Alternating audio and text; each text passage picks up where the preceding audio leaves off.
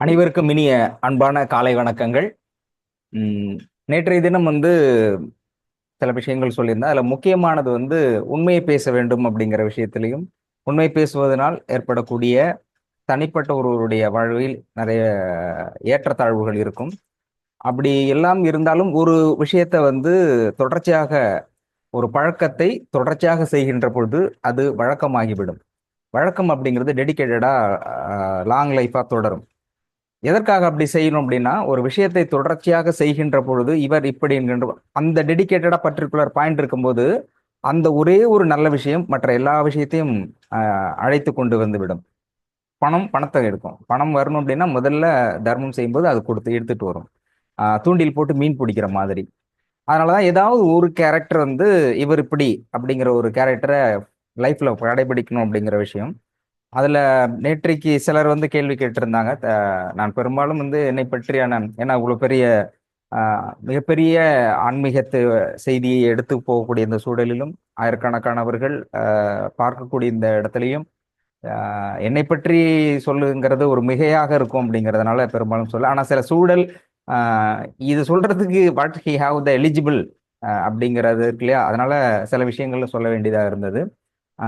அதுக்கு நிறைய பேர் பகிர்ந்து கொண்டமைக்கு மானசீகமாக வாழ்த்துக்களை தெரிவிச்சிருந்தாங்க. சாரதா மேடம், அண்ணன் நாராயணன் உட்பட நிறைய பேர், எல்லாருக்கும் என்னுடைய நன்றி. அதுல முக்கியமா நான் நேற்று சொல்ல வந்ததுல முக்கிய செய்தியில கல்வியை பத்தி சொல்லும்போது இன்னொருத்தர் கேட்டிருந்தாரு, கல்விதான் எல்லாருக்குமே கிடைக்குதே, அப்ப அதுக்கு எதுக்கு நீங்க போராட்டத்துக்கு போனதா சொன்னீங்க அப்படின்னாங்க. நான் அந்த இடத்துல சொல்லும்போது எப்படின்னா, என்னுடைய தனிப்பட்ட விருப்பம், இப்படி ஒரு பிறந்த எல்லா குழந்தையும் இயல்பாக சுவாசிக்கிறது. சுவாசம் என்பது அடிப்படை. அடிப்படை உயிர் இருப்பதற்கான அடிப்படை காரண காரியம் அப்படின்னா சுவாசம் ரொம்ப இம்பார்ட்டன்ட். அது எப்படி பேசிக்கா சுவாசம் உயிரோடு இருந்தாலே சுவாசம் அப்படிங்கும்போது, படிப்பு என்றாலே அது இந்தியாவை பொறுத்தளவும் என்னுடைய பாயிண்ட் ஆஃப் வியூல 100% இலவசமாக மட்டுமே இருக்க வேண்டும். ஜாதி, மதம், மொழி, இனம் எல்லாவற்றையும் கடந்து ஒருத்தர் படிக்க போறாங்கன்னா படிச்சு எவ்வளவு தூரம் முடிக்கிறாங்களோ அது வரைக்கும் முழுமையான இலவச கல்வி அனைவருக்குமே கிடைக்கணும் அப்படிங்கிறது என்னுடைய விருப்பம். கண்டிப்பா கொடுக்க முடியும். ஸோ அதுல நான் நிறைய ஆர்டிகிள்ஸ்ல படிச்சு அதோட டேட்டா கலெக்ஷன் அடிப்படையில கொடுக்க முடியுமான்னா கண்டிப்பா கொடுக்க முடியும். ஆனா அது செய்வது இல்லை அரசு. அதுக்கான அவங்களோட பாயிண்ட் ஆஃப் வியூ எப்படி நினைக்கிறாங்கன்னு தெரியல. பட் ஆனால் இலவசமாக கொடுக்க முடியும். ஏன் இலவசமாக கொடுக்கணும்னு நான் நினைக்கிறேன்னா, கல்வி ஒருத்தருக்கு கரெக்டாக கொடுத்துட்டா, அதாவது சரியான கல்வியை ஒருவருக்கு முழுமையாக கொடுத்து விட்டால் அவர்களுக்கு தேவையான தகுதியை வளர்த்து கொள்வார்கள். ஆப்போசிட்லயும் இருக்குது. நிறைய படிச்சவங்க நிறைய தப்பு பண்றாங்க. பெரிய டாக்டரேட்டு, பெரிய ரிசர்ச் ஸ்காலர்லாம் கிரைம்ல நம்பர் 1 கிரைம் பண்ணிட்டு இருந்தாங்க, பண்ணிட்டு இருக்காங்க. கண்டுபிடிக்க முடியாத கிரைம்லாம் அதிகமா படிச்சவங்க தான் பண்ணிட்டு இருக்காங்க. அப்போ ஒரு படிப்பே மிகப்பெரிய தகுதியா இருக்குமா அப்படின்னா, அதை அவர்கள் பயன்படுத்த பொறுத்து இருக்கு. அம்பேத்கர் சொல்லும் பொழுது, சட்ட வரையறையில் எழுதி முடிச்சுட்டு கடைசியில் சொல்லும்போது, அந்த கான்ஸ்டியூஷனை பத்தி அவர் சொல்லும்போது, this is a double edge weapon அப்படின்னு சொல்றாரு. அதாவது 2 பக்கமும் கூருடைய வாள். நீங்க அப்படியும் பயன்படுத்திக்கலாம், இப்படியும் எப்படி வேணாலும் பயன்படுத்தலாம். அதை நீங்க பயன்படுத்துவதை பொறுத்து. ஆனால் கத்தி கத்தியாகவே இருக்கும். அது ஆப்பிளையும் வெட்டலாம், அடுத்தவனையும் வெட்டலாம். ஸோ யாரை வெட்ட போறீங்கிறது தான் மெயின் காரணம். அப்ப அதே மாதிரி கல்விங்கிறது எப்படி கொடுக்க வேண்டும், பேரண்ட்ஸ் எல்லாருக்குமே தெரிஞ்சுக்க வேண்டிய விஷயம். கல்வி எப்படி கொடுக்கணும் அப்படிங்கிறது. அதுல முக்கியமா எல்லாருக்குமே சமமான கல்வி கிடைக்கணும் அப்படிங்கிறது என்னுடைய தனிப்பட்ட விருப்பம். கொடுக்க முடியும், எப்படி கொடுக்க முடியும் அப்படிங்கிறத பத்தி தான் ஆர்டிகிள்ஸ் பேசும்பொழுது அதை நோக்கி தான் போராட்டம் அப்போ நடத்தினப்போ, மாணவரா இருந்தப்போ, இப்பவும் மாணவர் தான். அப்ப கல்லூரி காலகட்டத்துல பண்ணும்பொழுது பர்டிகுலரா நான் சொன்னது என்னன்னா, அப்போ இருந்த அரசு மாணவர்கள் மீதான அந்த கல்வி மீது வரி அதிகப்படுத்தினாங்க. அப்போ கல்வி வரி அதிகப்படுத்தக்கூடாது அப்படிங்கிறதுக்காக தான் அந்த போராட்டம். அதுல போகும்போது என்ன பண்ணேன்னா, முக்கியமா நான் போகணும்னு விருப்பப்படல. பட் எல்லாமே சரி போகலாம், அவேர்னஸ் கொடுப்போம் அப்படின்ட்டு தான். ஸோ ரோட் ட்ராக்ல நின்று எல்லாத்துக்கும் அவேர்னஸ் கொடுக்கணும்னு தான் போனோம். அங்க போன உடனே என்ன பண்ணிட்டாங்க, எங்க சீனியர் ஜெகன் ஒருத்தர் திடீர்னு இது ஒரு பெருசா பரபரப்பாக்கணும்னு நடுவுல போய் திடீர்னு சாலை மறியல இறங்கிட்டார். சாலை மறியல இறங்கணும் கொஞ்ச நேரத்துல போலீஸ் எல்லாம் வந்துட்டாங்க. போலீஸ் எல்லாம் வந்த உடனே போலீஸ் சைலர்னு கேட்டோன்னே நிறைய பேர் தெரிச்சு ஓடி போயிட்டாங்க. அப்போ குரூப் கொஞ்சம் பேர் நிற்கும், முக்கியமானவர்கள் நாங்க ஒரு 4-5 பேர் நிக்கிறோம். நாலஞ்சு பேர் நின்னோடனே அவங்க சொன்னாங்க இது மாதிரி டிராஃபிக் ஜாம் ஆகுது அப்படின்னு சொல்லிட்டு. அப்போ டிராஃபிக் ஜாமு தலைமை வரைக்கும் போயிருச்சு. அதனால வந்து காரணத்தை கேட்டு எழுதுனாங்க. சரி எழுதிட்டு உடனே வந்த ஒரு எஸ்பி என்ன சொன்னாரு, எல்லாமே வந்து மன்னிப்பு கடிதம் எழுதி கொடுங்க அப்படின்ட்டாரு. அவன் சரிங்க அந்த கூட எல்லாம் சரிங்க அப்படி டடர்னு எழுதினாங்க. காட்டுற இடத்துல கையெழுத்து போட்டான். நான் சொன்னேன், நான் கழுத்துல போட முடியாது, மன்னிப்பு கேட்க முடியாதுங்க அப்படின்னு. இல்ல இல்ல மன்னிப்பு கேட்கலாம், நீ வந்து கோர்ட்ல வந்து சொல்லணும். சரி நான் கோர்ட்லயே சொல்லிக்கிறேன், பட் அப்படியாவது ரிஜிஸ்டர் ஆகும் போவோம் அப்படின்ட்டு. சரி வாங்க அப்படின்ட்டு என்னோட கூட இருந்த முருகேசன், ஏழுமலை ரெண்டு பேர்ட்டையும் சொல்லிட்டு நீ நேரா லாயர்கிட்ட சொல்லுங்க, ஜெகன் ரச்சின்னு இருந்தார்.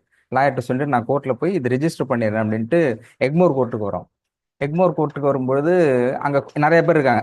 சரி நம்ம மட்டும் போய் ஜட்ஜி கிட்ட சொல்லிட்டு வரலாம், இந்த படத்துல காட்டுற மாதிரி இருக்கும் அப்படின்ட்டு போனேன். போயிட்டு அங்க போய் உட்காந்தா நிறைய பேர் வந்துட்டே இருக்காங்க. யாரா இவன்லாம் புதுசு புதுசா வர்றான்னா, எல்லாம் அக்யூஸ்டா இருக்கான். பிட் பாக்கெட்டு அவன் இவன் எல்லாம் வர்றான். இவன்லாம் நம்மள விட வர வர நம்ம ஓரமா போய் உட்கார. கிரௌட் அதிகமாயிட்டே இருக்காங்க, இடமே கொள்ள ரூம்ல. அதுல ஒருத்தர் சொல்றான், வடிவ சொல்ற மாதிரி, எப்படி வெளில போகணும் தானே யோசிக்கணும். அங்க ஒருத்தர் சொல்றான், இன்னைக்கு வந்து வெள்ளிக்கிழமை, தயிர் சாதம் தான் போடுவாங்கன்றான். டேய் என்னடா குடும்பம் நடத்துற மாதிரி சொல்ற அப்படின்னு. என்ன சார் சொல்றீங்கன்னா, இல்ல சார் இன்னைக்கு வெள்ளிக்கிழமை, ஜெயிலில் உள்ள போட்டாங்கன்னா இன்னைக்கு வெள்ளிக்கிழமை வந்து தயிர் சாதம் தான் போடுவாங்க, ஞாயிற்றுக்கிழமை இருந்தா மட்டன் சிக்கன் போடுவாங்கண்ணா. அப்புறம் நான் சொன்னேன், நீ பலமுறை வந்துட்டு வந்துட்டு இருக்க போல இருக்கு, பழக்கப்பட்டுட்டு இருக்கியா அப்படின்னா. ஆமா நீங்க புதுசாண்ணா. ஆமாட்டா நான் புதுசுதான். அவன் பக்கத்துல இருக்கானா. அதே மாதிரி நிறைய பேர் இருக்காங்க, எல்லாமே அந்த அக்யூஸ்ட் கேஸ்ட்.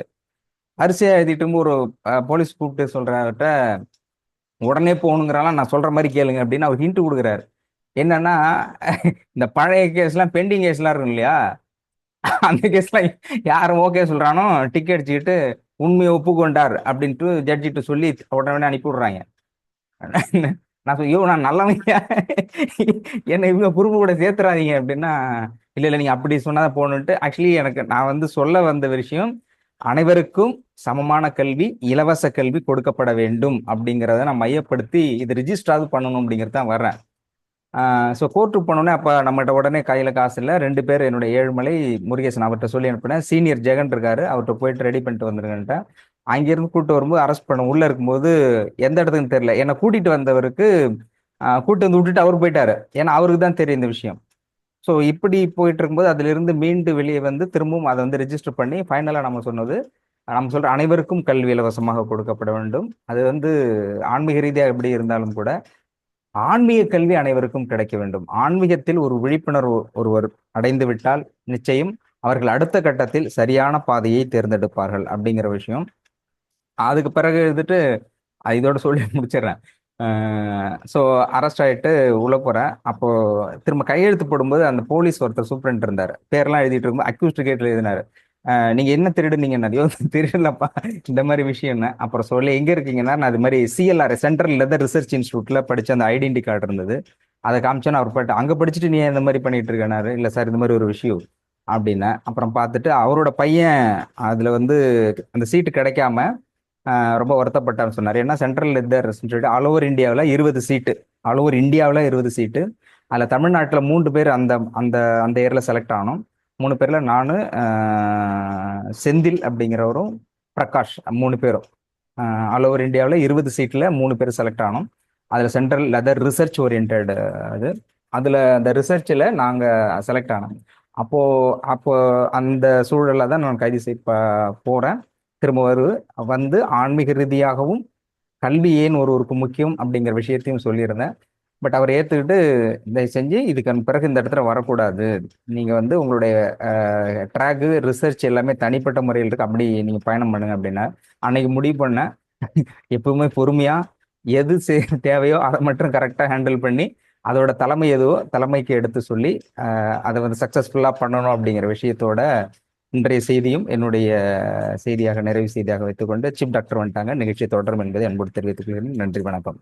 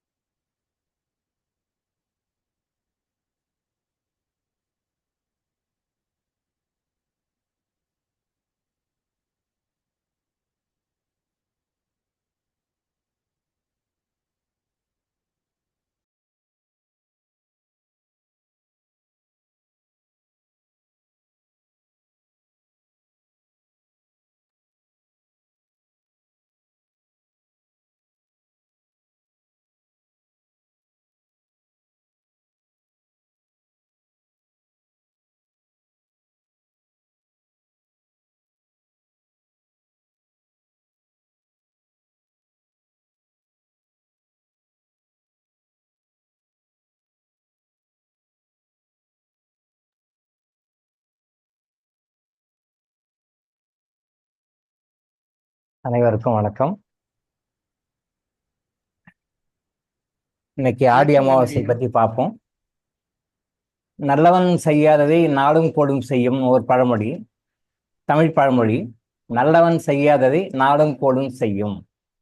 இப்போ நாளும் கோடும் அப்படின்னா டைம் டைம் நட்சத்திரங்கள், திதிகள், யோகம், கரணம் அப்படின்ற நிறைய விஷயங்கள், பஞ்சாங்கங்கள் சொல்லுது.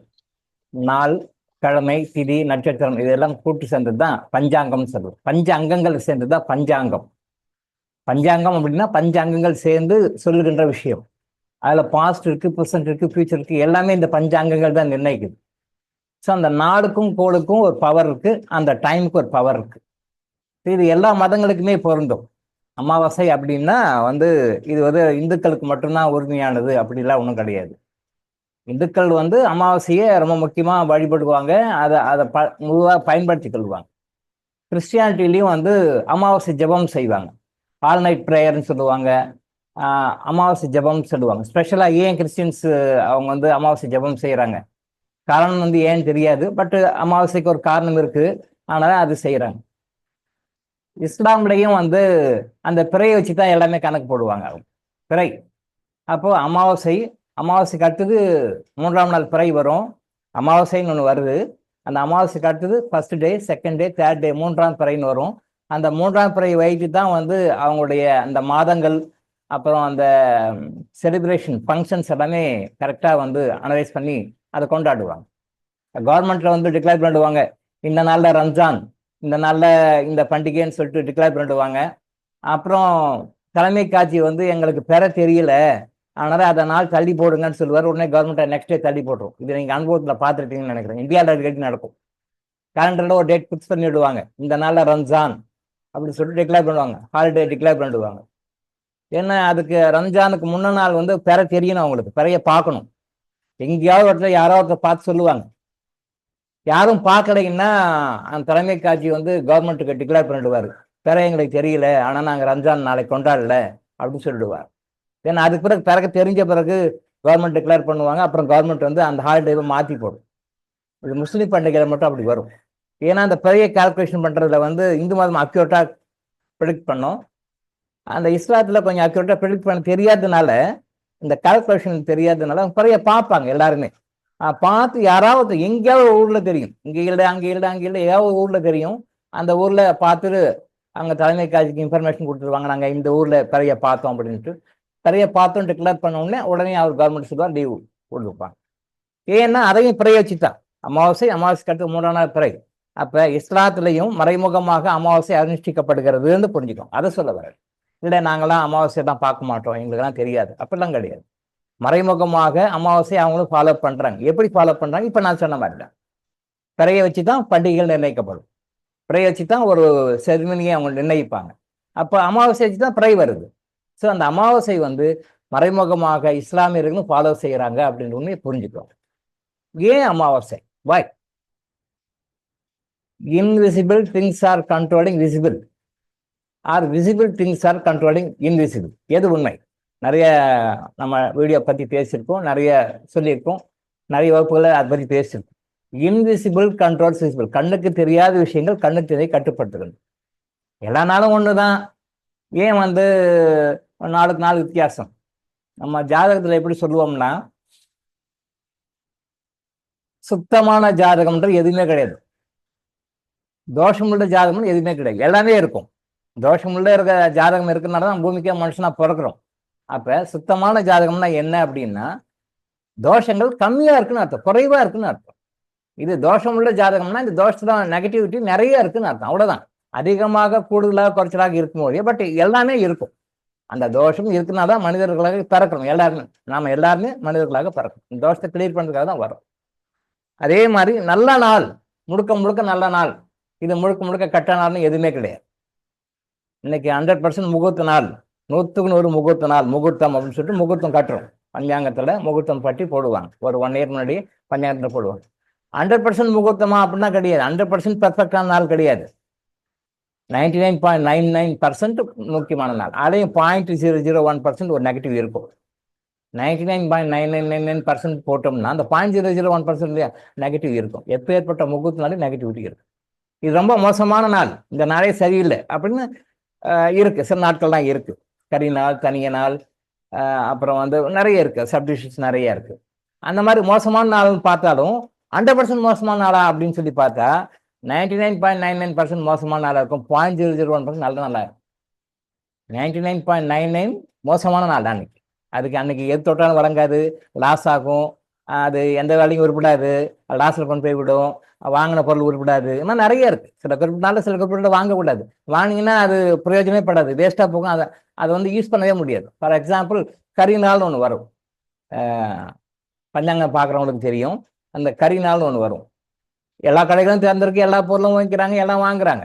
பட் அந்த கரி நாள் அப்படின்னால நீங்கள் ஒரு பொருளை வாங்கினீங்கன்னா அதனுடைய பலனை நீங்கள் முழுமையாக அனுபவிக்க முடியாது. ஒரு எக்ஸாம்பிளுக்காக சொன்னேன். நிறைய விஷயங்கள் இருக்கு. கரி நாள் ஒரு நாள் வரும், அது ஒரு மாதத்துல 2-3 நாள் வரும். தை மாசத்துல கொஞ்சம் நாளைக்கு நாள் நிறைய வரும். வருடத்துல ஒரு 10-15-20 நாள் வரும். அந்த கரி நாளில் நீங்கள் ஏதாவது பொருள் வாங்கினீங்கன்னா எந்த பொருள், சின்ன பொருள் இருந்து பெரிய பொருள் வரைக்கும் அதனுடைய பலனை நீங்கள் முழுமையாக அனுபவிக்க முடியாது. நீங்கள் எவ்வளோ காசு செலவு பண்ணி நீங்கள் அதை வந்து வாங்குறீங்களோ அதுக்குண்டான பலனை நீங்கள் அனுபவிக்க முடியும். அந்த மாதிரியான நாள் ஒரு நாள். அப்போ கரிநாள் தான் மோசமான நாள். Okay, S, 99.99%. பட் 0.001% அதுவும் நல்ல நாள். சார், நம்ம மெஜாரிட்டியே எது இருக்குன்னு சொல்லி பார்த்து அந்த நாளை வந்து நம்ம யூஸ் பண்ணிக்கணும். அந்த ஒரு நாள்லேயும் ஒரு ஸ்பெஷாலிட்டி இருக்கு. ஒரு நாள்லேயும் ஒரு ஸ்பெஷாலிட்டி, ஒரு ஹவர்ஸ்க்கும் ஒரு ஸ்பெஷாலிட்டி இருக்கு, ஒரு 1.5 மணி நேரத்துக்கும் ஒரு ஸ்பெஷாலிட்டி இருக்கு. ஸோ அந்த டைமை வந்து நம்ம கரெக்டாக பயன்படுத்திக்கிட்டோம்னா நம்ம லைஃப்பில் சந்தோஷமாக ஹாப்பியாக இருக்கும். அது ஏன் அதெல்லாம் சொல்கிறாங்கன்னா, இந்த மாதிரி விஷயங்களை பயன்படுத்திங்கன்னா ஷார்ட்கட் ரூட். அது நீங்கள் கஷ்டங்களை குறைக்கலாம், சந்தோஷத்தை அது அனுபவிக்கலாம். அதுக்காக நம்ம முன்னோர்கள் வந்து கேல்குலேட் பண்ணி கரெக்டாக சொல்லி போட்டுருக்கு. அந்த நாள்களை நம்ம பயன்படுத்தி அப்படி வருகின்ற ஒரு நாள் தான் அமாவாசை நாள். இந்த அமாவாசை நாள் வந்து நம்மளுடைய முன்னோர்களுக்கானது. அவங்க இல்லாமல் நம்ம வரல. இன்னைக்கு நம்ம இங்கே இருக்கிறோம், பிசிக்கல் பாடி இருக்கோம்னா நம்முடைய முன்னோர்கள், நம்ம கண்ணுக்கு தேவை முன்னோர்கள் இருக்காங்க. அப்போ கண்ணுக்கு தேடானா முன்னோர்கள் இல்லைன்னு சொல்ல முடியாது. நம்ம ஆகாயத்துல டைகின்னு வந்து குச்சில்லை. நம்ம இப்போ நமக்கு ஜென்மமா முன்னோர்கள் இருக்காங்க. அந்த முன்னோர்கள் வழியாக தான் நம்ம இங்கே கீழே வரணும். ஸோ அவங்களுக்கு அவங்கள நினைச்சு அவங்ககிட்ட நம்ம மன்னிப்பு கேட்டு அவங்கள நல்லா இருக்க வைக்கணும். நமக்கு இந்த பாடியில உயிர் இருக்கு. இப்போ உயிர் இருக்கு, இந்த பாடி இருக்கு. அவங்களுக்கும் உயிர் இருக்கு, இந்த பாடி மட்டும் அவங்களுக்கு இல்லை. இந்த பிசிக்கல் பாடி நம்ம கிட்ட இருக்கு, இப்ப இருக்கு. அவங்ககிட்ட பிசிக்கல் பாடி இல்லை, அவ்வளவுதான். ஆதிரத்தில் இருக்கிறவங்களுக்கு, அதாவது இப்ப வந்து இங்க இருக்கோம், இறக்குறோம், அடுத்த பிறவி பிறக்கிறோம். இங்கு இறக்குறதுக்கும் அடுத்த பிறவிக்கும் மத்தியில ஒரு இடம் கேப் இருக்கு. அது ஆவியரகம்னு சொல்லுவாங்க, ஸ்பிரிச்சுவல் வேர்ல்டுன்னு சொல்லுவாங்க. அந்த ஆவியரகம் ஒரு உலகம் இருக்கு, எல்லாருமே அங்கே இருக்கணும். அங்கே வந்து எனக்கு தெரிஞ்சு என்னுடைய அனுபவத்துல 1 மணி நேரம் இருந்தவங்களும் இருக்கிறாங்க. 1 ஹவர்ல அடுத்த பிறவி போயிடுறவங்களும் பார்த்துருக்கேன். அனுபவத்தை நிறைய பேர் நான் பார்த்துருக்கேன். இறப்பாங்க, இறந்து ஒரு 1 ஹவர் தான் அங்கே இருப்பாங்க. 1 ஹவர் இருந்துட்டு அடுத்த மறுபிறவிக்கு போயிடுவாங்க. அந்த மாதிரி ஷார்டஸ்ட் டைம்னா 1 ஹவர். 1 மந்த்து, 1 இயர், 2 இயர்ஸ் இருந்துட்டு அடுத்த பிறவி போறவங்க இருக்காங்க. ஆயிரக்கணக்கான வருடங்கள் ஆகி இன்னும் மறுபடியும் எடுக்காம இருக்கிறவங்க இருக்காங்க. எல்லாமே நான் பார்த்துருக்கேன். 1 ஹவரையும் பார்த்துருக்கேன். இன்னும் 2000-3000 வருடங்களாக இன்னுமே வந்து அடுத்த லெவலுக்கு பார்க்காம இன்னும் ஆயுள் சுற்றிட்டு இருக்கிறவங்களையும் பார்த்துருக்கேன். இருக்காங்க, இப்பயும் இருக்காங்க. அது வந்து அவங்களுடைய கர்மாவை பொறுத்தது. ஸோ நம்ம மூதாதைகளை இன்னைக்கு நாம கூப்பிட்டு அவங்களுக்கு ப்ரே பண்ணி அவங்க கிட்ட நான் மன்னிப்பு கேட்டு அவங்களுக்கு நம்ம மன்னிப்பு கொடுத்து அவங்க சென்ட் ஆஃப் கொடுக்கணும். அப்படி சென்ட் ஆஃப் கொடுத்தோம்னா என்ன ஆகும்? அவங்க ஹாப்பியா இருப்பாங்க. அவங்க ஹாப்பியா இருந்தாங்கன்னா அந்த ஹாப்பினஸ் நம்மளை பாதிக்கும். இப்போ குடும்பத்தில் ஒரு 4 பேர் இருக்கோம், யாரோ ஒருத்தருக்கு ஒரு உடம்பு சரியில்லை, அதாவது மனசு சரியில்லை. அப்போ அந்த குடும்பத்துடைய நிலைமை பாருங்க, அதோடைய ஃபீட்பேக்கு, அதோட இம்பேக்ட் வந்து எல்லாத்துலேயுமே இருக்கும். ஃபார் எக்ஸாம்பிள், ஆண்களை விட பெண்களை பொறுத்த வரைக்கும் வீட்டில் வந்து ஒரு லேடி இருக்காங்க, அவங்களுக்கு உடம்பு சரியில்லை அப்படின்னா அதோடைய பாதிப்பு எல்லாருமே பாதிக்கும். வீட்டில் இருக்கிற அந்த குடும்ப தலைவர்லேருந்து குழந்தைங்க எல்லாருமே பாதிக்கும். ஸோ குடும்பத்தில் யார் பாதிச்சாலும் பாதிக்கும். ஆனால் கணவன் பாதிச்சாலும் சரி, மனைவி பாதிச்சாலும் சரி, குழந்தைகள் பாதிச்சாலும் சரி, வீட்டில் பெரியவங்க யாருடைய பாதிப்பு இருந்தாலும் அந்த குடும்பத்தை ஒட்டுமொத்தமாக ஏதாவது வகையில் பாதிக்கும், ஏதாவது ஒரு வகையில் பாதிக்கும். அப்படி பார்க்கும்போது பெண்கள்னு எடுத்துக்கிட்டோம்னா அவங்க உடம்பு சேர்ந்த படுத்தாங்க அப்படின்னா ஹஸ்பண்டு டைமுக்கு ஆஃபீஸ் போக முடியாது, குழந்தைங்க டைமுக்கு ஸ்கூலுக்கு போக முடியாது, அல்ல வீட்டில் மற்றவங்க அவங்களோட ஒர்க்கை பார்க்க முடியாது, எல்லாமே பாதிக்கும். சாப்பாடு செய்ய முடியாது, துணி துவைக்க முடியாது, மற்ற வீட்டு வேலையை பார்க்க முடியாது, எல்லாமே பாதிக்கும். இது எல்லா குடும்பத்தையும் எக்ஸ்பீரியன்ஸ் பண்ணியிருக்கேன். அதே மாதிரி நம்முடைய வாழ்க்கையில முன்னோர்கள் வந்து நம்மளோட சம்மந்தப்பட்டவங்க தான். அவங்க பாதிச்சாங்கன்னா அதனுடைய பாதிப்பு நம்மகிட்ட இருக்கும். இந்த பிசிக்கலா நம்ம குடும்பத்தை ஒருத்தருக்கு உடம்பு சரியில்லைன்னா அதனுடைய பாதிப்பு மற்றவங்களுக்கு தெரியுது, உணர்றோம். ஆனா அதே நேரத்தில் நம்முடைய மூதாதையர்கள் முன்னோர்கள் வந்து மறைமுகமா ஒரு இடத்துல இருக்காங்க, ஒரு வேர்ல்டுல இருக்காங்க. அது ஒரு ஃப்ரீக்வன்சியான வேர்ல்டு, அது ஒரு ஃப்ரீக்வன்சி. இந்த பூமி எப்படி ஒரு ஃப்ரீக்வன்சி, அதே மாதிரி அது ஒரு ஃப்ரீக்வன்சி. அந்த ஃப்ரீக்வன்சில அவங்க இருக்காங்க, நம்பினாலும் சரி நம்பினாலும் சரி அவங்க இருக்காங்க. நாமளும் அப்படி இருந்துட்டு வந்தவங்க தான். நாமளும் ஒரு பிறவியில் இறந்தவங்க தான், அங்கே கொஞ்ச நாள் இருந்தவங்க தான். அதுக்கு பிறகு திருப்பி மறுபிறவியில் இங்கே பிறந்தவங்க தான். திருப்பி வந்து மறுபிறப்பு இல்லைன்னு போறவங்க அதோட ரைட் ஓவர் முடிச்சுக்கிறாங்க.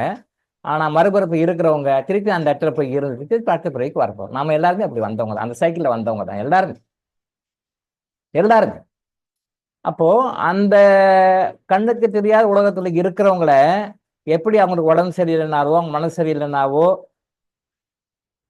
நம்ம பாதிக்கிறோன்றதான் இந்த அமாவாசை நம்ம தெரிஞ்சுக்க வேண்டிய விஷயம். பிசிக்கலா நம்ம ஒரு ஃபேமிலியில ஒருத்தவங்க செல்லும் போதும் எல்லாரும் பாதிக்கிறோம். அதே மாதிரி நம்முடைய மூதாதைகள் அவங்க ஏதாவது மனசு சரியில்லை, மனசு வேதனையா இருக்காங்க, வருத்தப்படுறாங்க, டென்ஷன்ல இருக்காங்க, எமோஷனல் இருக்காங்க அப்படின்னு சொன்னா அது நம்மளை பாதிக்கும்.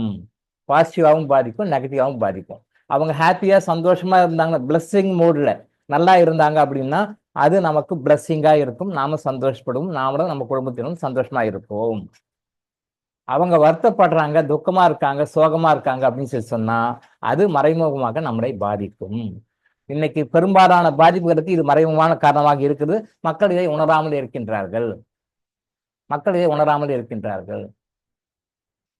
என்னுடைய குரு ஒரு டைம் பேசும்போது ஒரு தடவை சொன்னார், தமிழ்நாட்டில் வந்து பெரியார் வந்து நாத்திகத்தை பரப்பின பிறகு நிறைய பேர் மக்கள் வந்து இந்த அமாவாசை வழிபாடெல்லாம் விட்டுட்டாங்க, கடவுள் வழிபாடு குறைஞ்சி போச்சு, அமாவாசை வழிபாடு விட்டுட்டாங்க. அமாவாசை வழிபாடு வந்து போயிட்டதுனால நிறைய இறந்து போன ஆத்மாக்கள் வந்து அவங்க கஷ்டப்பட்டு இருக்காங்க, வருத்தப்பட்டு இருக்காங்க. அந்த வலி வேதனை வந்து ப்ரெசன்ட் லைஃப்ல இந்த பிசிக்கல் வேர்ல்டு நிறைய பேர் பாதிக்குது. இந்த பாதிப்பு இருக்கிறனால மக்கள் நிறைய பேர் கஷ்டப்பட்டு இருக்காங்க அப்படின்னு சொல்லி எனக்கு சொல்லி அது எப்படின்னு ப்ராக்டிக்கலா சில கேசஸ்ல ப்ரூவ் பண்ணி காட்டினார். எப்படி அது பாதிக்கிறாங்க அப்படின்னு சொல்லி ஒரு 5-6 கேசஸ் வந்து ப்ரூவ் பண்ணி காட்டினார். ஓ, இதுல எவ்வளவு விஷயம் இருக்கா அப்படின்றது அவர் சொன்ன பிறகுதான் எனக்கும் தெரியும். ஓ, இப்படியெல்லாம் கூட இருக்கா அப்படின்னு. அதனால இன்னைக்கு வந்து அவங்ககிட்ட வந்து மன்னிப்பு கேட்கிறோம், மன்னிப்பு கொடுக்குறோம். அதான் அவங்களுடைய வாழ்நாளில் நாம வந்து அவங்களுக்கு நல்லதும் பண்ணியிருப்போம், கெட்டதும் பண்ணியிருப்போம். நம்ம பிசிக்கல் வேர்ல்டுல நம்ம ஏற்கனவே மன்னிப்பு அறிக்கைகள்லாம் கேட்டோம் இல்லையா, அதே மாதிரி நம்ம இது வரைக்கும் உயிரோடு இருந்தவங்க கிட்ட கேட்டிருக்கோம். இறந்து போயிட்டாங்கன்னா ஒரு சொல்லுவாங்க, சில பேர் குறை சொல்லுவாங்க, ஆமா அப்படி பண்ணிட்டாங்க இப்படி பண்ணிட்டான், அந்த அம்மா இப்படி பண்ணிட்டாங்க இப்படி பண்ணிட்டாங்க. இறந்து போனவங்களை பற்றி சில பேர் பேசும்போது இன்னும் சில பேர் சொல்றத கேள்விப்பட்டிருக்கேன், அவங்க இறந்துட்டாங்க, சாமி ஆயிட்டாங்க, அவங்கள பத்தி பேசாதே, அவங்கள போய் குறை சொல்லாதே, அவங்கள போய் திட்டாத அப்படின்னு சொல்லுவாங்க. நான் இதையும் பார்த்துருக்கேன். சில பேர் குறை சொல்லுவாங்க, போகும்போது இப்படி பண்ணிட்டான் அப்படி பண்ணிட்டான், அந்த மாதிரி செஞ்சான் இந்த மாதிரி செஞ்சான்னு சொல்லும் பொழுது இதையே நான் இந்த கான்வர்சேஷன் நான் கேள்விப்பட்டிருக்கேன், சொல்லியிருக்காங்க. அவங்க இறந்துட்டாங்கப்பா, அவங்க கடவுளோட கடவுள் போய் சாமி ஆயிட்டாங்கப்பா, ஆனா அவங்க ஏதோ நடந்து போச்சு, நீ அதை பற்றிலாம் பேசாத அப்படின்னு. ஒரு வகையில் அது உண்மை. அப்போ நம்ம அவங்க உயிரோட இருந்த காலத்தில் நம்ம எப்படி அவங்க கிட்ட நடந்துக்கிட்டோம் அப்படின்றது வந்து ரெக்கார்ட் இருக்கும். நல்லா திரும்பவும் ஞாபகம் வச்சுக்கோங்க, நம்ம எப்படியோ அதே மாதிரிதான் அவங்க கிட்ட பிசிக்கல் பாடி இல்லை, நம்ம கிட்ட இந்த பிசிக்கல் பாடி இருக்கு. இந்த பாடி இப்ப நம்ம கிட்ட இருக்கு, அவங்களுக்கு அது இல்லை, அவ்வளவுதான். மற்றபடி நாமளும் அவங்களும் ஒண்ணுதான், வேற எதுவுமே கிடையாது. என்ன நமக்கு வந்து அந்த பசி தூக்கமெல்லாம் இருக்கும், அவங்களுக்கு அந்த பசி தூக்கம் இருக்காது. அப்ப அமாவாசை டைம்ல ஏன் சார் சாப்பாடு கொடுக்குறோம் அப்படின்னா, அவங்க இந்த ஃபீல்டுல இருந்து அங்க போயிட்ட பிறகு இந்த தோஷம் வாசனை வரும் அவங்களுக்கு, இந்த வாசனை அவங்களுக்கு இருக்கும். அதனால அவங்க வந்து சாப்பிட போறது இல்லை.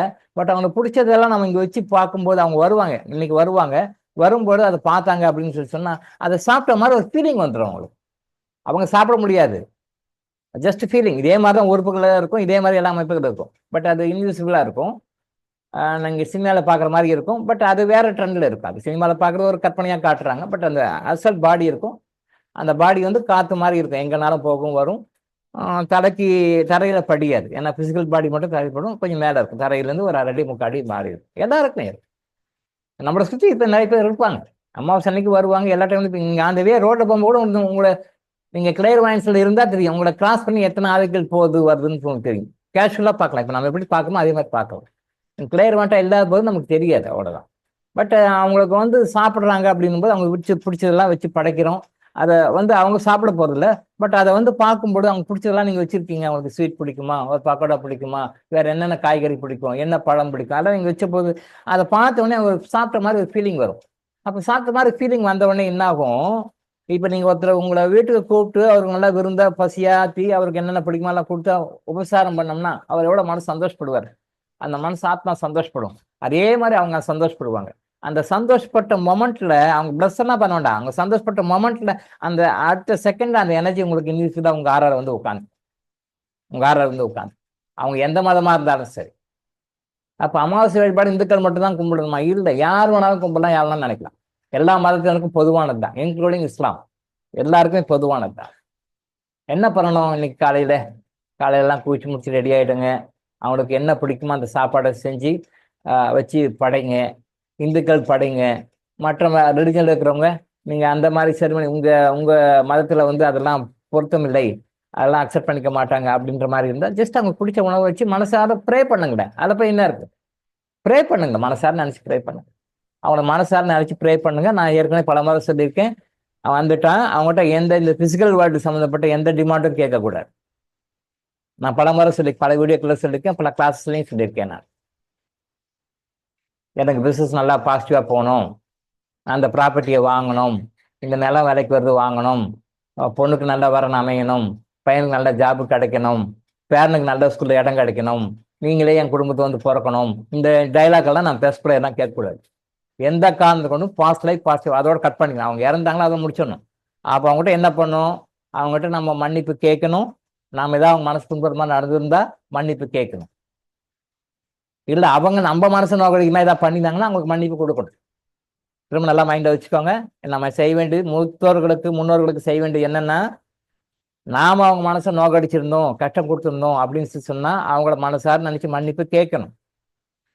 அவங்க நம்மள டார்ச்சர் கொடுத்துருந்தாங்க, இம்சை பண்ணாங்க, நம்ம கஷ்டம் கொடுத்துருந்தாங்கன்னா மனசார அவங்கள மன்னிக்கணும்.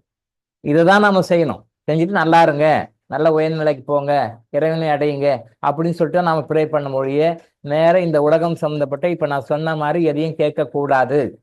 அது தப்பு. நிறைய சகோதரர்கள் கேட்டிருக்காங்க, இப்படி இப்படி கேட்கலாமா, அப்படி கேட்கலாமா, இப்படி சொல்லலாமா, எப்படியும் கேட்கக்கூடாது. இதை இந்த லைஃபோட முடிச்சுக்கணும். அதுக்கு மேல அவங்கள வந்து அடுத்த லெவலுக்கு அனுப்பணும். நாம பிடிச்சதெல்லாம் இருக்கக்கூடாது. எங்க வீட்லயே வந்து பிறந்துருங்க, பேரனா வந்து போறங்க, பேத்தியா வந்து போறங்க அப்படின்லாம் கூப்பிடக்கூடாது. அந்த அந்த இந்த லைஃப் சம்மந்தப்பட்ட ஞாபகமே அவங்களுக்கு வரக்கூடாது. அதை மாதிரி மைண்ட்ல வச்சுக்கோங்க. சரியா? 84 டேஸ் வருஷத்துல இருக்கு. எந்த நாட்கள்ல அவங்கள கூப்பிட்டு பண்ணணும்ன்ற 84 டேஸ்ல இருக்கு. பின்வரும் அடுத்தடுத்த வகுப்புகள் நம்ம அதை பத்தி சொல்லுவோம். எந்தெந்த நாள்ல அவங்க கூப்பிடணும், என்ன மாதிரி ப்ரே பண்ணணும். ப்ரேயர் வந்து பெரும்பாலும் இதுதான். பட் என்ன நாள் அவங்க நினைச்சு கூப்பிடணும்ன்றது. இப்போ வந்து அவங்க குறிப்பிட்ட நாள்ல அந்த விசிட் இங்க வருவாங்க. நம்ம ஃப்ரீக்வன்சி வேற, அவங்க ஃப்ரீக்வன்சி வேற. நமக்கு இங்கே ஒரு நாள், அவங்களுக்கு ஒரு நாள் தான் 1 இயர். 6 மாசம் பகல். நமக்கு எப்படி 12 ஹவர்ஸ் பகல், 12 ஹவர்ஸ் இரவோ, 12 மணி நேரம் இரவு, 12 மணி நேரம் பகல். அதே மாதிரி அவங்களுக்கு 6 மாதம் இரவு, 6 மாதம் பகல். 6 மாதம் இரவு, 6 மாதம் பகல். சரி, இப்ப இரவு நடக்குது. இப்ப சூரிய உதயம் மாதிரி மறைஞ்சு இரவு ஆரம்பிக்கிற மாதிரி அவங்க இரவு ஆரம்பிச்சிருக்கு. அந்த இரவு ஆரம்பிக்கிற முதல் அமாவாசை இந்த ஆடி அமாவாசை. பகல் ஆரம்பிக்கிற மாசத்துல வர்ற தை மாசம் முதல் அமாவாசை தை அமாவாசை. அதனாலதான் தை அமாவாசைக்கு ஒரு ஸ்பெஷாலிட்டி இருக்கு, ஆடி அமாவாசைக்கு ஒரு ஸ்பெஷாலிட்டி இருக்கு. எல்லா அமாவாசைக்குமே இருக்கு. பட் அதுல ஸ்பெஷலா வந்து இரவு தொடங்கினதும் வர்ற அமாவாசை வந்து அந்த உலகத்துல ஆடி அமாவாசை. பகல் தொடங்குது, சூரிய உதயம் ஆன உடனே பகல் தொடங்க உடனே வர்ற அமாவாசை வந்து தை அமாவாசை. ஸோ இந்த அமாவாசை அன்னைக்கு அவங்களுக்கு என்ன பிடிக்குமோ அதை வாங்கி வைங்க. அவங்கள மனசார நினைச்சு ப்ரே பண்ணுங்க. இதை நீங்க சாப்பிடுங்கன்னு சொல்லுங்க. அவங்க சாப்பிட மாட்டாங்க, நான் சாப்பிடுங்க, சந்தோஷமா இருங்க அப்படின்னு சொல்லுங்க. தென் இந்த மன்னிப்பு அறிக்கையை வந்து படிப்போம். இந்த மனசார அவங்க பேர் போட்டு, யார் பேரா இருந்தாலும் போடுங்க. இன்னைக்கு பொறுத்த வரைக்கும் எந்த தலைப்போற வேலை இருந்தாலும், என்ன தலைப்போற வேலைனாலும் முதல்ல இந்த முன்னோர் வழிபாட்டுக்கு மரியாதை கொடுத்து முன்னோர் வழிபாட்டை வழிபட்டுட்டு அப்புறம் எந்த வேலைக்கும் போங்க. இதுக்காக டைம் ஸ்பெண்ட் பண்றதோ, இவங்களுக்காக பணம் ஸ்பெண்ட் பண்றதோ, இவங்களுக்காக எனர்ஜி ஸ்பெண்ட் பண்றதோ வேஸ்ட் கிடையாது. இதை மாதிரி பல மடங்கு அவங்களுக்கு சேவ் பண்ணி கொடுத்துருவாங்க. இவங்களுக்காக ஸ்பெண்ட் பண்ற டைம் பல வகைகள் உங்களுக்கு சேவ் பண்ணி கொடுத்துருவாங்க. இவங்களுக்காக செலவு பண்ற பணம் பல வகைகள் உங்களுக்கு ஆசீர்வாதமாக திரும்ப வரும். இவங்களுக்காக ஸ்பெண்ட் பண்ற எனர்ஜி பல வகைகளுக்கு சேவ் பண்ணி கொடுத்துருவாங்க. உங்களுக்கு ஒரு மாசத்துல ஆக வேண்டிய வேலை 3 நாள்ல முடியும். நீங்கள் ஒரு 10 hours 12 hours ஸ்பெண்ட் பண்ணி செய்ய வேண்டிய விஷயத்த 1 hourல முடிச்சு கொடுத்துருவான். இந்த மாதிரி நிறைய விஷயங்கள் இருக்குது, நிறைய விஷயங்கள். ஸோ இந்த அறிக்கையை பற்றி இப்போ படிப்போம். இறந்த நம்முடைய தந்தை வழி முன்னோர்கள், உறவினர்கள். அடுத்தது தாய் வழி முன்னோர்கள், உறவினர்கள். மற்றும் நம்முடைய முற்பிறவைகளில் சம்பந்தப்பட்ட மறுபிறப்பு எடுக்காமல் உள்ள ஆன்மாக்கள். இதுல வந்து நம்முடைய தந்தை வழி முன்னோர்கள், முன்னோர்கள்னா அப்பா அம்மா, அப்பா அம்மா அப்படி தாத்தா பாட்டி வகையில போறது. இது ஒண்ணு. இது சம்பந்தப்பட்ட மற்ற உறவுகள் இருப்பாங்க இல்லையா? இப்போ ஒரு லைஃப்னா இப்ப நம்ம உறவு ஃபேமிலி இருக்கணும்னா நம்மளுக்கு எத்தனை உறவுகள் இருக்கு. ஒரே மனிதன் நிறைய உறவுகளை எடுக்கலாம் இல்லையா? ஒருத்தருக்கு அப்பாவா இருக்கான், ஒருத்தருக்கு வந்து மருமகனா இருக்காரு, ஒருத்தருக்கு மாமனாரா இருக்காரு, ஒருத்தனுக்கு மாமாவா இருக்காரு இல்லையா? இப்படி பல உறவுகள் இருக்கு. ஒருத்தருக்கு சித்தப்பாவா இருப்பாரு, ஒருத்தருக்கு பெரியப்பாவா இருப்பாரு. ஒரே ஒரு ஆத்மா, ஒரே ஒரு மனிதன் இத்தனை கேரக்டர் எடுப்பார் இல்லையா? அதே ஒரு பெண் ஒருத்தருக்கு மகளா இருப்பாங்க, இன்னொருத்தருக்கு மனைவியா இருப்பாங்க, இன்னொருத்தருக்கு பெரியம்மாவா இருப்பாங்க, இன்னொருத்தருக்கு சின்னம்மாவா இருப்பாங்க, இன்னொருத்தருக்கு அத்தையா இருப்பாங்க. இந்த மாதிரி பல உறவுகளும் இருக்கு இல்லையா? அப்போ ஒரு ஆணும் பெண்ணும் பல்வேறு உறவுகளை நாம இருக்கிறோம். சரியா? அதே மாதிரி இந்த உறவுகள்ல வந்து தந்தை வழி முன்னோர்கள்னும் போதுவோ, அந்த தந்தை வழி சம்பந்தப்பட்ட மற்ற உறவுகள்லாம் இருக்கு இல்லையா? அத்தைங்க இருப்பாங்க, பெரியப்பா சித்தப்பா இருப்பாங்க, மற்ற மற்ற உறவுகளா இருப்பாங்க. அந்த உறவுகளை தான் நம்ம உறவுகள்னு சொல்லி போடுறோம். ஸோ தந்தை வழி முன்னோர்கள் மற்றும் உறவினர்கள். அதே மாதிரி தாய் வழி, தாய் வழியில முன்னோர்கள் தாத்தா பாட்டி அவங்க முன்னோர்கள்ல வருவாங்க, மற்ற உறவுகள் அந்த உறவினர்கள். அப்புறம் நம்முடைய முற்பிறவிகளில் சம்பந்தப்பட்ட மறுபிறவி. ஆமா, நம்ம இப்ப எப்படி இந்த லைஃப்ல பிறந்திருக்கோமோ அதே மாதிரி போன லைஃப்ல, அதுக்கு முன்னாடி லைஃப்ல, நிறைய லைஃப்ல பிறந்திருப்போம். அந்த பிறக்கும் பொழுது அந்தந்த பிறவியில நம்முடைய இப்ப நம்ம எப்படி நம்ம சுத்தி எல்லாரும் பாக்குறோமோ அதே மாதிரி ஒருத்தர் இங்க இருப்பாங்க. ஆனா நாம என்ன பண்றோம், அடுத்த பிறவிக்கு வந்துடுறோம். அடுத்த பிறகு எடுக்காத சில ஆத்மாக்கள் அங்க இருப்பாங்க, அடுத்த பிறகு எடுக்காம சில ஆத்மாக்கள் இருப்பாங்க. அந்த ஆத்மாக்களுடைய இம்பாக்ட் நம்ம லைஃப்ல இருக்கும். அது பாசிட்டிவாகவும் இருக்கும், நெகட்டிவாகவும் இருக்கும். அது பாசிட்டிவாகவும் இருக்கும், நெகட்டிவாகவும் இருக்கும். அதனால் அதை பற்றி யாரும் நம்ம நினைக்கிறதே இல்லை. முன்னோர்களை பற்றி பேசுகிறோம், மற்றவங்களை பற்றி பேசுகிறோம், ரைட், ஓகே. பட் நம்ம பாஸ்ட் லைஃப்ல நம்மளோட சம்மந்தப்பட்ட இப்போ மறுபடியும் எடுக்காத ஆவிகள் இருக்காங்களே, அதை யாராவது பேசியிருக்காங்களா? யாரும் அதை பற்றி நினைக்கிறதே கிடையாது. அதை பற்றி யாரும் கண்டுக்கிறதே இல்லை. எதையெல்லாம் மக்கள் கண்டுக்காமல் விட்டு விட்டார்களோ, எதையெல்லாம் மக்கள் கண்டு கொள்ளவே இல்லையோ, எதையெல்லாம் மக்கள் அறியாமல் இருக்கிறார்களோ அதை பற்றி தான் கர்மா எனர்ஜி ஹீலிங் சொல்லுது. எதையெல்லாம் மக்கள் கண்டு கொள்ளவில்லையோ, எதை பற்றியெல்லாம் மக்களுக்கு ஒரு அவேர்னஸ் இல்லாமல் இருக்கும், எதை பற்றியெல்லாம் தெரிஞ்சிக்காம இருக்கிறார்களோ அதை பற்றி தான் கர்மா எனர்ஜி ஹீலிங் சொல்லுது. இந்த கர்மா எனர்ஜி ஹீலிங் கெட்டியா பிடிச்சிட்டிங்கன்னா லைஃப்ல ஹாப்பியா இருப்பீங்க, அடுத்தடுத்த பிறகுகளை உயர் நடக்க போவீங்க. இதை பிடிச்சிக்கோங்க, இதான் புஷல்தனம். சரியா? அப்ப இந்த மறுபிறவி எடுத்திருக்காங்க. இதுக்கு பின்னாடி உதாரணங்கள் நிறைய இருக்கு, நம்ம சொல்லலாம். மறுபிறவி இப்ப நீங்க எடுத்து வந்துட்டீங்க, பட் உங்களோட போன போன வாழ்க்கைகள்ல உங்களோட இருந்தவங்க மறுபிறவி எடுக்காம இன்னமும் ஆவிரது இருக்காங்க, அவங்களால உங்களுக்கு நன்மைகள் கிடைக்குது அப்படின்றதையும் நாம சில உதாரணங்களோட உங்களுக்கு சொல்லுவோம், சொல்லி காட்டுவோம், புரிஞ்சுக்கலாம். அதே மாதிரி உங்களுக்கு தீமைகள் வருது அப்படின்றதையும் சில உதாரணங்களோட நம்ம அது காட்டுவோம், ஃபியூச்சர்ல வந்து சொல்லுவோம். டைம் கிடைக்கும் போது, வாய்ப்பு கொடுக்கும்போது, இறைவன் அனுமதித்தால் அந்த மாதிரியான விஷயங்களையும் உங்களுக்கு சொல்லு. அவங்களால நமக்கு நன்மைகள் என்ன கிடைக்குது, அவங்களால நமக்கு தீமைகள் என்ன கிடைக்குது அப்படின்னு நம்ம சொல்லுவோம். அப்போ அவங்களால நன்மைகளும் கிடைக்குது, தீமைகளும் கிடைக்குதுன்றதுனால இதை பத்தி மக்கள் அவேர்னஸ் இல்லைனால கர்மா எனர்ஜி ஹீலிங் அவங்கள பத்தியும் நம்ம சொல்றோம். அவங்ககிட்டையும் நீங்க மன்னிப்பு கேட்கணும். அதான். அப்போ இதுல யார் யார் பேர் போட்டுக்கணுமோ போட்டுக்கிறீங்க. அப்போ உங்க வாழ்க்கையில வந்து தெரிஞ்சவங்க அப்பா வகையில அம்மா வகையில யாராவது தெரிஞ்சவங்க பேர் போட்டுக்கங்க. பேர் போட்டு தெரியலன்னா உறவு போட்டுடுங்க, உறவு முறையை போட்டுடுங்க. என்ன உறவு? அப்போ என்னுடைய என்னுடைய பேர் தெரியாத என்னுடைய முன்னோர்கள், பெயர் தெரியாத என்னுடைய முன்னோர்கள் அப்படின்னு சொல்லி போட்டோம். உறவு முறையே தெரியாது, ஒரு 2 ஜென்ரேஷன் தெரிய முடியாது, அதுக்குலாம் தெரியாது. அப்போ என்னுடைய முன்னோர்கள் சொல்லும்போது உங்க சம்மந்தப்பட்ட எல்லாமே டிவைன் கணக்கில் வச்சு எல்லாத்தையும் அக்கௌண்ட்டில் கொண்டு வந்துருவார். நீங்க ஜஸ்ட் சொன்னாலே போதும். அதே மாதிரி வந்து மறுபிறப்பு எடுக்காமல் என்னுடைய பிறவி சம்பந்தப்பட்ட ஆன்மாக்கள் போட்டிங்கனாலே டிவைனுக்கு தெரியும். மறுபிறவு எடுக்காத உங்களோட சம்மந்தப்பட்ட ஆத்மாக்கள் இன்னும் உங்களுக்கு தெரியாது, அவருக்கு தெரியும். பட் இந்த மன்னிப்பை கரெக்டாக அவர்கிட்ட கொண்டு போய் சேர்த்துருவோம், டிவைன் போய் சேர்த்துருவோம். ஒரு சகோதரர் கேட்டிருக்காரு, காயத்ரி ஹோமம் பண்ணலாமா, கர்மா சேருமா அப்படின்னு சொல்லி கேட்டிருக்காரு. காயத்ரி ஹோமம் பண்ணலாங்க ஐயா. அது வந்து தர்மம் தான், அது வந்து நல்ல கர்மா தான். காயத்ரி ஹோமம் வந்து நல்ல கர்மா தான், அது வந்து தவறு கிடையாது, செய்யலாம். பட் இந்த காயத்ரி ஹோமம் வந்து இந்துக்களுக்கு மட்டும்தான் பொருந்துமா இந்துக்களுக்கு மட்டும்தான் பொருந்துமா? இல்லை. காயத்ரி ஹோமம் வந்து இந்துக்களுக்கு மட்டும் இல்லை, அது உலகத்துல இருக்கின்ற எல்லா மக்களுக்குமே பொருந்தும். அதை இந்துக்கள் சொல்றாங்கன்றதுனால இந்துக்களுடைய ப்ராப்பர்ட்டியை கொண்டுட்டாங்க. அது தெரியல, மக்களுக்கு வந்து தெரியல. எல்லா மந்திரங்களுக்குமே எல்லா மக்களுக்குமே பொதுவானது. எல்லா மக்களுக்குமே எல்லா மந்திரங்களுமே பொதுவானது. அதை இந்துக்கள் சொன்னாங்க அப்படின்ற காரணத்துக்காக அது இந்துக்களுக்கு உண்டானது மாதிரி கொண்டுட்டாங்க. அது ஒரு மிஸ்கான்செப்ஷன், அது தவறு, அது அப்படி கிடையாது. இந்துக்கள் அதை யூஸ் பண்றாங்க, மற்றவங்க அதை கம்மியா யூஸ் பண்றாங்க, அவ்வளவுதான் விஷயம். ஓம் அப்படின்றதுக்கும் ஆமென் அப்படின்னு சொல்றதுக்கும் வைப்ரேஷன் பவர் அதே தான். ஓம் அப்படின்றதுக்கும் ஆமென் சொல்றதுக்கும் வைப்ரேஷன் பவர் அதே தான். அல்லேலூயா வைப்ரேஷன் பவர், மந்திரம் அது. அல்லேலூயா மந்திரம். லா இலாஹ இல்லல்லாஹ் முஹம்மது ரசூலுல்லாஹ் மந்திரம். லா இலாஹ இல்லல்லாஹ் முஹம்மது ரசூலுல்லாஹ் அல்லேலூயா ஆமென் எல்லாமே மந்திரங்கள் தான். ஆனா மந்திரங்கள் சொல்லாம அவங்க சொல்லிட்டு இருக்காங்க. அப்ப இந்துக்கள் சொல்றதுதான் மந்திரம் அப்படி கிடையாது. காயத்ரி மந்திரம் மந்திரம்.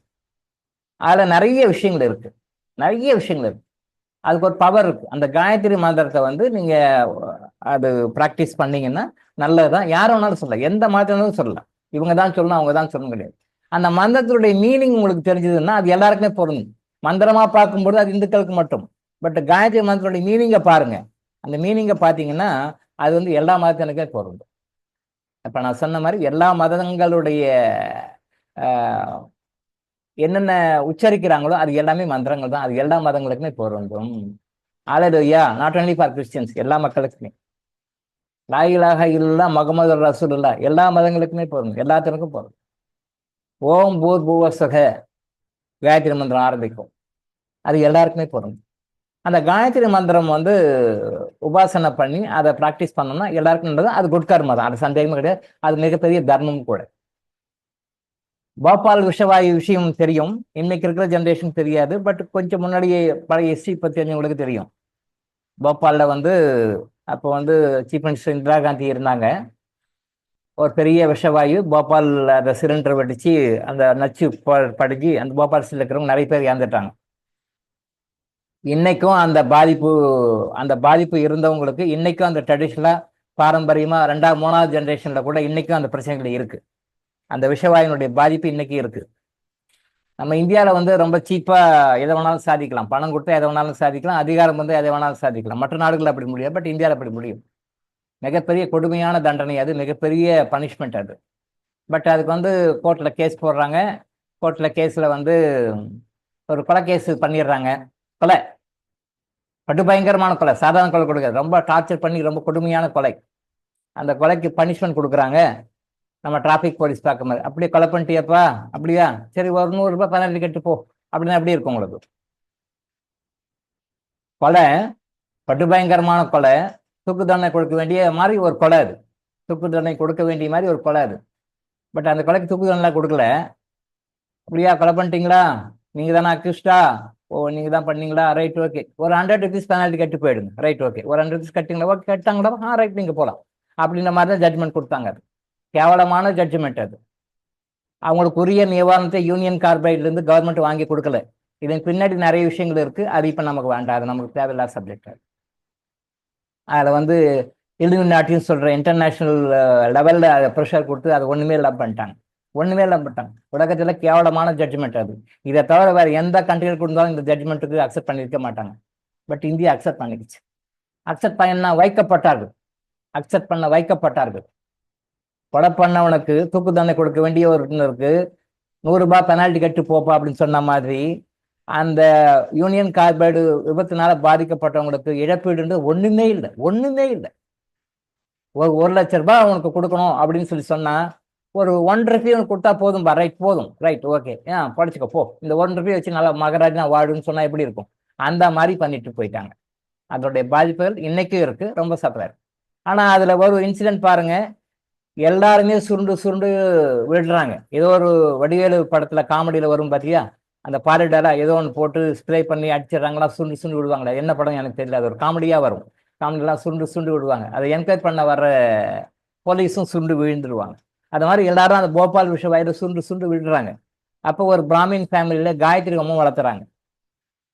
அந்த ஃபேமிலியில் அவங்க ரெகுலராக காயத்ரி ஹோமம் பண்ணுறவங்க, டெய்லி அது ஒரு ஒரு 10-15 மினிட்ஸ் போதும். அதுக்கு காலையிலையும் ஈவினிங்கும் அந்த காயத்ரி ஹோமம் பண்ணுறது ஒரு 10 to 15 மினிட்ஸ் போதும்.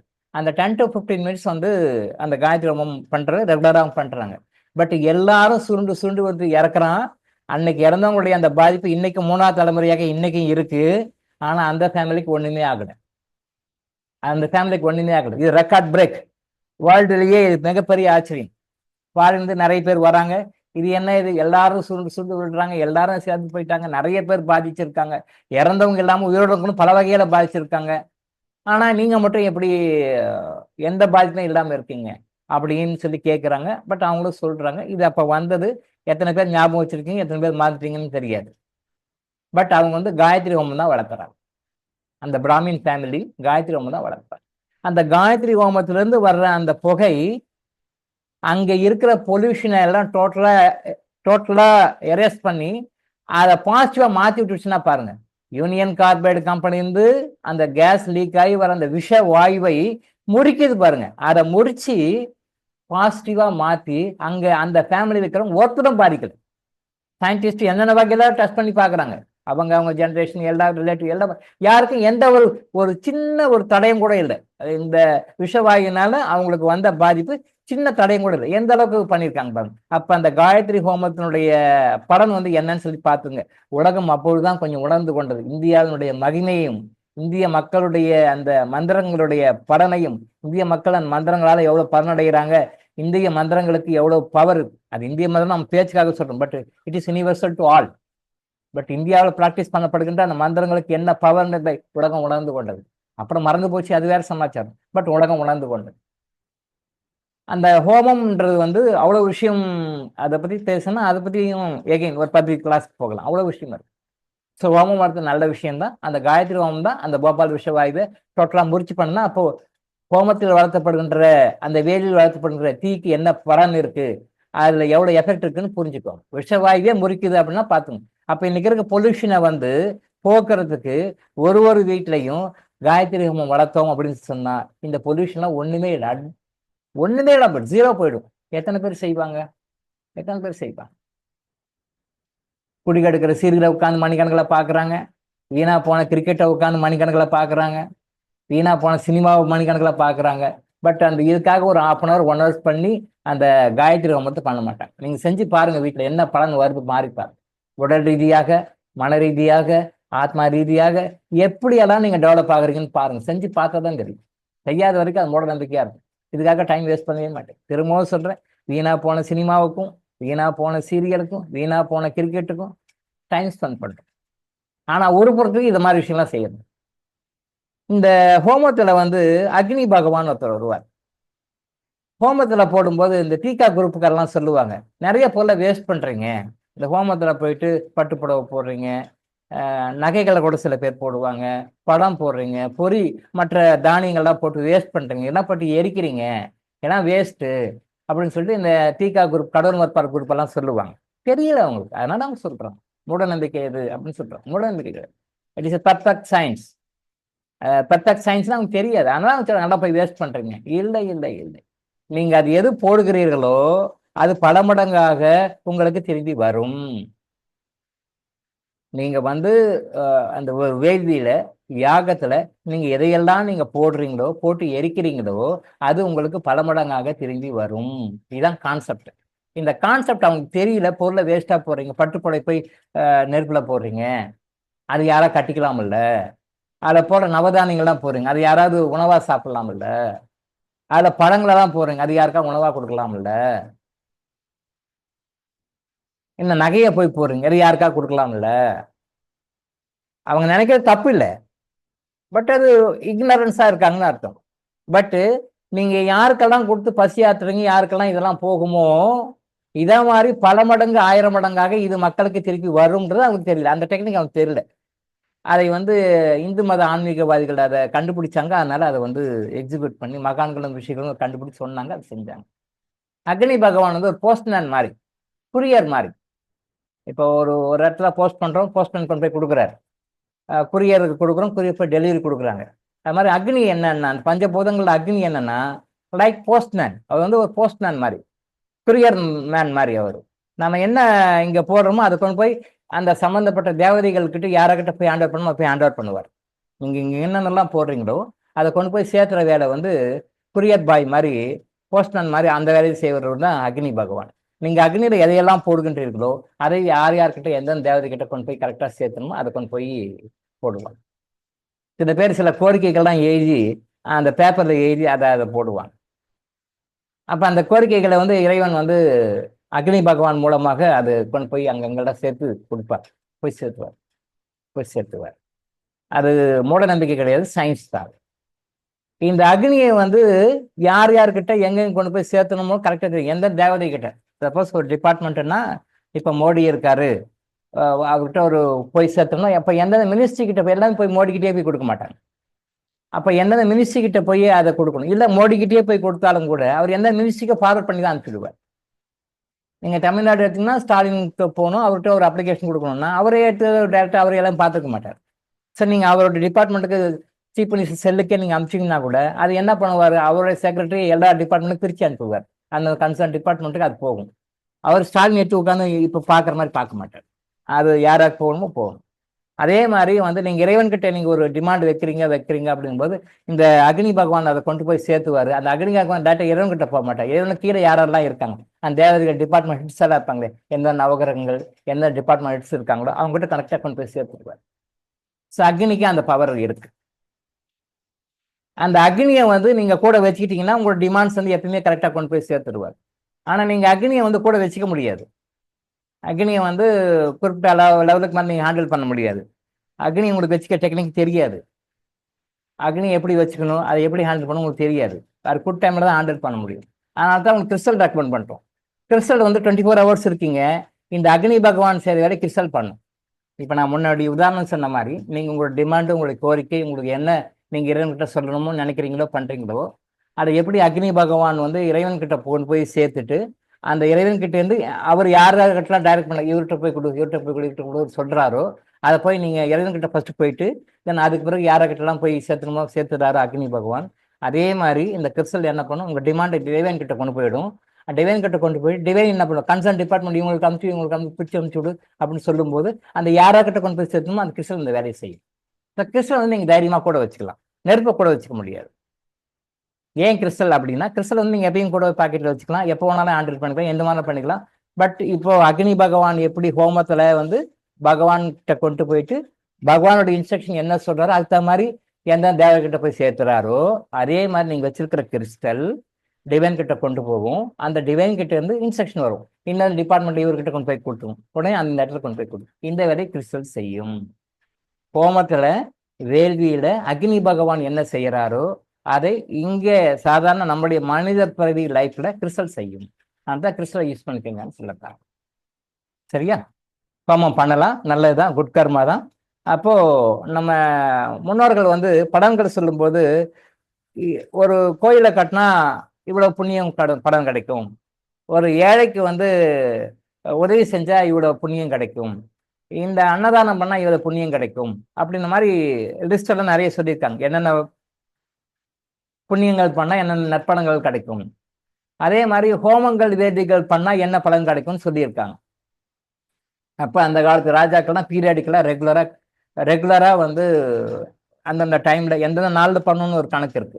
எந்தெந்த நாள்ல அந்த வேதி பண்ணணும்னு பவர் இருக்கு. எல்லா நாளையும் பண்ணலாம், பட் சில குறிப்பிட்ட நாள்ல பவர் இருக்கு. அந்த காலத்துல வந்து இந்த பிரிட்டிஷ் பீரியட்லாம் உள்ள வரதுக்கு முன்னாடி மன்னர்கள் இருந்த வரைக்கும் அந்தந்த பீரியட்ல கரெக்டா பண்ணுவாங்க, வேதிகள் பண்ணுவாங்க, ஹோமங்கள்லாம் பண்ணுவாங்க. அந்த வேள்விகள் ஹோமங்கள் பண்றதுனால அந்த பலன்கள்லாம் வந்து மக்களுக்கும் கிடைக்கும், அந்த நாட்டு மக்களுக்கும் கிடைக்கும், எல்லாருக்கும் நல்லா இருக்கும்.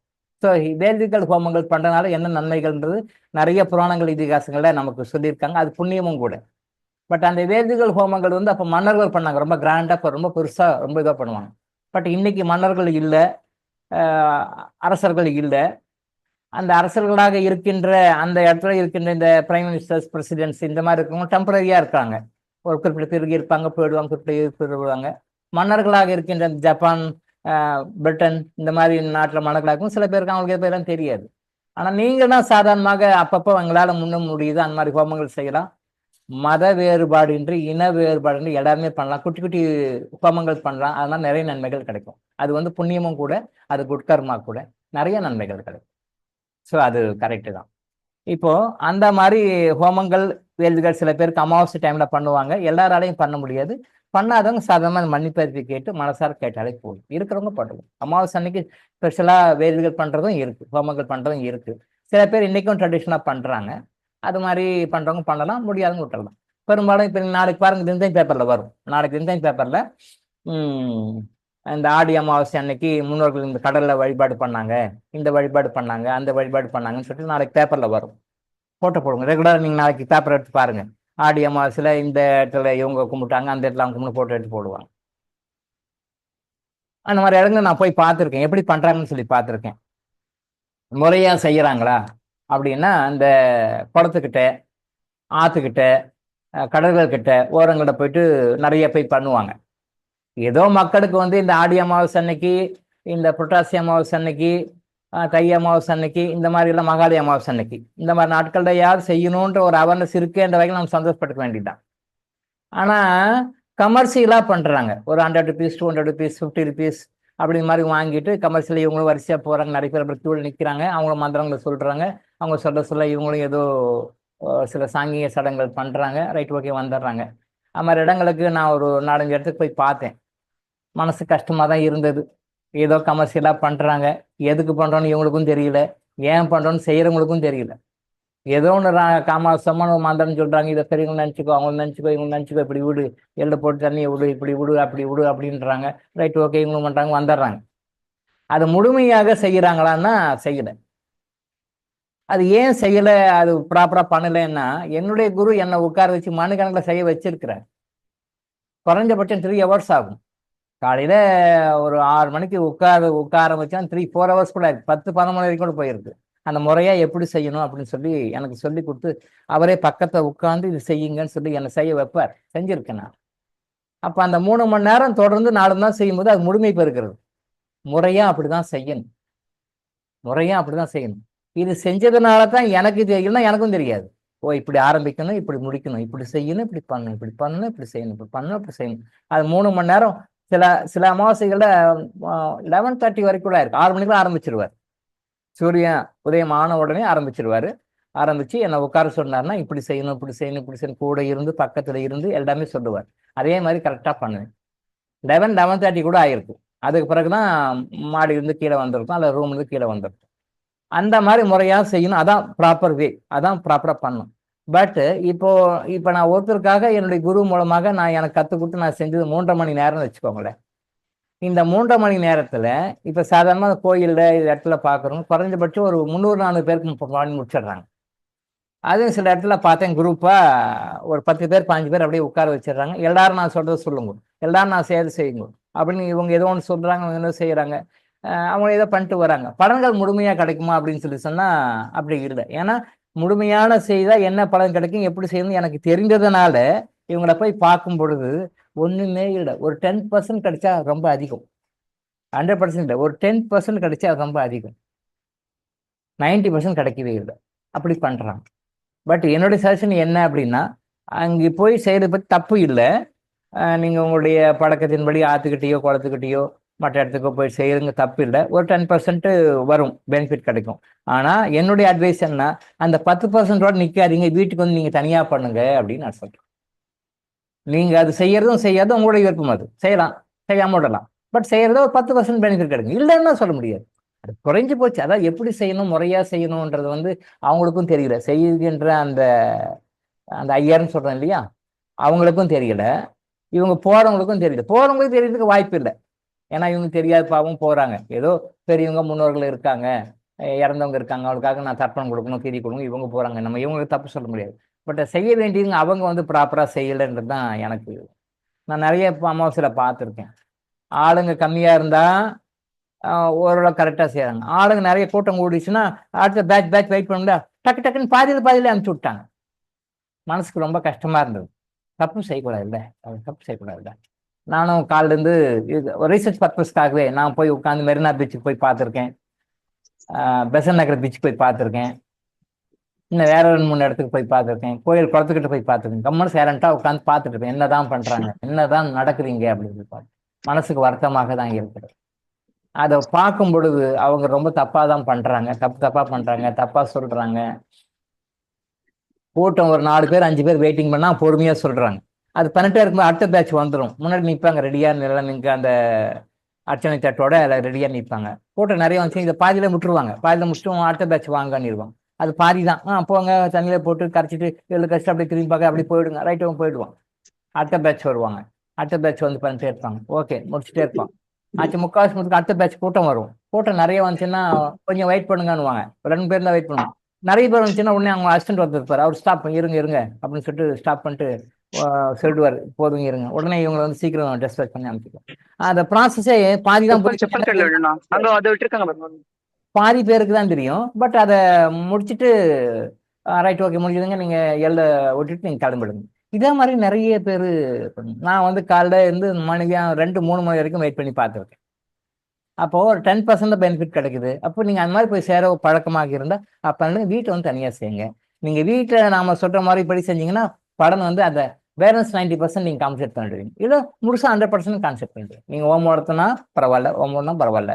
இந்த மாதிரி மற்ற இடங்கள் நீர்நிலைகளுக்கு போயிட்டு செய்ய முடிஞ்சா பண்ணுங்க, புண்ணாலும் பரவாயில்ல. வீட்டில் நாம சொல்ற மாதிரி இந்த மன்னிப்பறிக்கை கேட்டுட்டு வீட்டில் அவங்க பிடிச்சதை படைச்சிட்டு நாம சொல்ற மாதிரி ப்ரே பண்ணுங்க.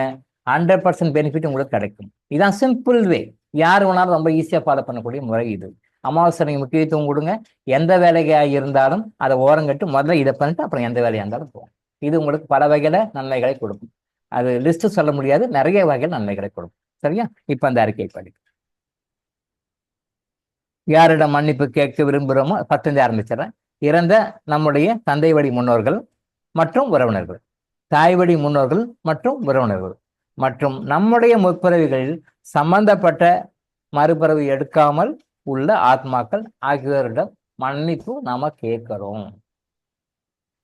யாரிடம் மன்னிப்பு கேட்க வேணுமோ அவங்க பேரை போட்டுக்குங்க. புளூரலா இருந்தாலும் அவங்க பேர் எல்லாமே வரிசையா போட்டுக்கோங்க. வரிசையா போட்டு உங்ககிட்ட நான் கேட்கிறேன் அப்படின்னு சொல்லி கேளுங்க. நான் இப்பிறவியிலும் முற்பிறவிகளிலும் அறிந்தும் அறியாமலும் தங்களுக்கும் தங்கள் குடும்பத்தினருக்கும் செய்த அனைத்து தவறுகளுக்கும் பாவங்களுக்கும் உங்கள் மனதை புண்படுத்தியதற்கும் நான் தாழ்மையுடன் தங்களிடம் மனதார மன்னிப்பு கேட்கின்றேன். என்னுடைய எண்ணங்களாலும் சொற்களாலும் செயல்களாலும் உங்கள் மனம் புண்படும்படியும் உங்கள் குடும்பத்தினர் மனம் புண்படும்படியும் நடந்து கொண்டதற்காக நான் மீண்டும் தங்களிடம் தாழ்மையுடன் மனதார மன்னிப்பு கேட்கின்றேன். நீங்க உங்க குடும்பத்தினர் சொல்லும்போது அவங்களுடைய பாஸ்ட் லைஃப்ல அவங்க குடும்பத்தினர், இந்த லைஃப்ல இந்த வரீங்க, பாஸ்ட் லைஃப்ல வேற குடும்பத்துல சேர்ந்தவங்களா இருப்பாங்க. அதுதான் இங்க மென்ஷன் பண்றோம். நீங்கள் என் மீது காட்டிய அன்பிற்கும் நான் சுகமாக வாழ்வதற்காக நீங்கள் செய்த தியாகங்களுக்கும் நான் மனதார உங்களுக்கு நன்றி கூறுகின்றேன். நம்முடைய எப்பொழுதும் அன்பும் ஒற்றுமையும் அமைதியும் நிலவட்டும். இறைவா, இவரை அல்லது இவர்களை அவங்க பேரை போட்டுக்காங்க. இந்த பிறவியிலும் முற்பிறவிகளிலும் என்னுடைய வாழ்வில் நினைத்து வைத்ததற்காக நன்றி நன்றி நன்றி. இதில் ஒரு முக்கியமான விஷயம், பிறந்த போதே இறந்த குழந்தையா இருந்தாலும் பரவாயில்ல, பிறந்த போதே இறந்த குழந்தையா இருந்தாலும் பரவாயில்ல, பிறந்து சில நாட்கள் இருந்து இறந்த குழந்தையா இருந்தாலும் பரவாயில்ல, நீங்க அபார்ஷன் செய்திருந்தாலும் அந்த குழந்தைகிட்டையும் கேட்கணும். நீங்க அபார்ஷன் பண்ணியிருந்தீங்கன்னா கூட அந்த குழந்தைகிட்டோட கேட்கணும். அதுவும் ஒரு ஆத்மா, அது ஒரு பர்பஸ்க்காக வந்திருக்கு. நீங்க அபார்ட் பண்ணி அதனுடைய வாழ்க்கையில் நீங்க குறுக்கிடுறீங்க. உங்களுடைய வாழ்க்கையிலையும் ஒரு தடைகளை குறுக்கீடுகளை நீங்க ஏற்படுத்திக்கிறீங்க. ஸோ அபார்ஷன் செய்த குழந்தையாக இருந்தாலும் சரி, அது தானாக அபார்ஷன் ஆயிப்போச்சு, அதுவும் அன்வில்லிங்கா அபார்ஷன் ஆயிட்டாலும் சரி, அந்த குழந்தைகிட்டையும் மன்னிப்பு கேட்கணும். அந்த குழந்தையினுடைய ஆத்மா அப்படி போடணும். அது பேர் வச்சிருக்க மாட்டேங்க, பேர் இருக்காது. அந்த குழந்தையினுடைய ஆத்மா, நாங்க எங்களுக்கு தெரியாம அபார்ஷன் அந்த குழந்தையினுடைய ஆத்மா, எங்களுக்கு தெரிஞ்சு நாங்க அபார்ஷன் பண்ண அந்த குழந்தையினுடைய ஆத்மா, எங்களுக்கு தெரிஞ்சு நாங்க அபார்ஷன் பண்ண அந்த குழந்தையினுடைய ஆத்மா, எங்களுக்கு தெரியாம அபார்ஷன் அந்த குழந்தையினுடைய ஆத்மா, எங்க குடும்பத்தை பிறந்து இறந்த அந்த குழந்தையினுடைய ஆத்மா அப்படின்னு சொல்லி அந்த குழந்தை பேரை போட்டுக்கணும். நீங்க பேர் வச்சிருக்க மாட்டீங்க. குழந்தை பிறந்த உடனே இறந்துட்டு இருக்கும், இறந்ததுனால சில நாள் இருந்து இறந்துருக்கும். அந்த குழந்தைகளையும் நீங்க பேர் வைக்கலனா கூட அந்த குழந்தையினுடைய ஆத்மா அப்படின்னு சொல்லிட்டு அவங்க போட்டு கேட்கணும். வயசு எந்த வயசா இருந்தாலும் பரவாயில்ல, சின்ன குழந்தையிலிருந்து எந்த வயசானவங்களா இருந்தாலும் அவங்க கேட்கணும். அடுத்தது அந்த மன்னிப்பு கொடுக்கணும். அந்த ஆத்மாக்கள் வந்து உங்களுக்கு சில விஷயங்களுக்கு ஞாபகம் இருக்கும், சில விஷயங்களுக்கு தெரியும், சில விஷயங்களுக்கு தெரியாது. ஏதோ ஒரு வகையில் அவங்க மேல ஒரு மனக்காட்டமா இருக்கீங்க, மனசு குறையா இருக்கீங்க. அதையும் வந்து கேட்கணும். ஒரு சகோதரி கேட்டிருந்தாங்க, ஒரு லாஸ்ட் வீக் நினைக்கிறேன். நான் வந்து வீட்ல இருந்து வெளியில வண்டியில போறேன். போகும்பொழுது சில மரங்களை எல்லாம் பார்க்குறேன். அந்த சில மரங்களை பார்க்கும் பொழுது அது முழுமையா படிக்க டைம் இல்ல. அது அப்படியே ரஃப்பா தான் பார்த்து, அத வச்சு இப்ப ஆன்சர் பண்ணிடுறேன். அந்த மரத்தை பார்க்கும்போது ஏதோ ஒரு ஈர்ப்பு தோணுது எனக்கு. மரத்தை பார்த்தா ஏதோ ஒரு ஈர்ப்பு தோணுது அப்படின்னு சொல்லியிருந்தேன். அது உண்மையா? இத நீங்க வெளியில மக்கள்கிட்ட சொன்னீங்கன்னா என்ன பண்ணுவாங்க? அவன் ஏதோ லூசு, மென்டல் ஆயிட்டாங்க அவங்க. சைக்காட்ரிஸ்ட் ஹாஸ்பிட்டல் கொண்டு போய் காட்டுங்க அப்படின்னுவாங்க. இது சாதாரண மக்கள், தெரியாத மக்கள்கிட்ட இதை நீங்க சொல்லியிருந்தீங்கன்னா, ஏதோ லூஸ் ஆயிட்டாங்கப்பா, மென்டல் ஆயிட்டாங்க. சைக்காட்ரிஸ்ட் ஹாஸ்பிட்டல் நல்ல டாக்டரா பார்த்து காட்டுங்க.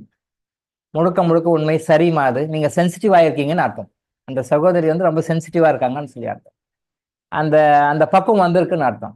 அந்த மரங்களை பார்க்கும் பொழுது நமக்கு சில அது ஏதோ பார்க்கணும் போல இருக்கு, பேசணும் போல இருக்கு அப்படின்ற மாதிரி தோணும் அப்படின்னு சொல்லியிருந்தாங்க.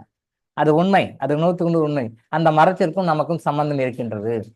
அந்த மரத்துக்கும் நமக்கும் சம்பந்தம் இருக்கிறது அப்படின்றதுதான் நீங்க அந்த ஒரு ஈர்ப்புல உங்களுக்கு வரும். சில இடத்துல அந்த மரத்தை பார்த்தா எனக்கு வெறுப்பாவும் இருக்கு அப்படின்ற மாதிரி சொல்லியிருக்காங்க. வெறுப்பாவும் இருக்கு. அந்த மரத்தை பார்த்தா உங்களுக்கு வெறுப்பா இருக்கிறதுக்கு, அது வெறுப்புணர்வு தோன்றதுக்கு காரணம் பாஸ்ட் லைஃப்ல அந்த மரமும் நீங்களும் சம்மந்தப்பட்டவங்க தான்.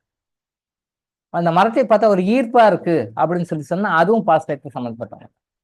நமக்கு இந்த சென்சஸ் இருக்கு, நாம் உணர்றோம், பேசுறோம்.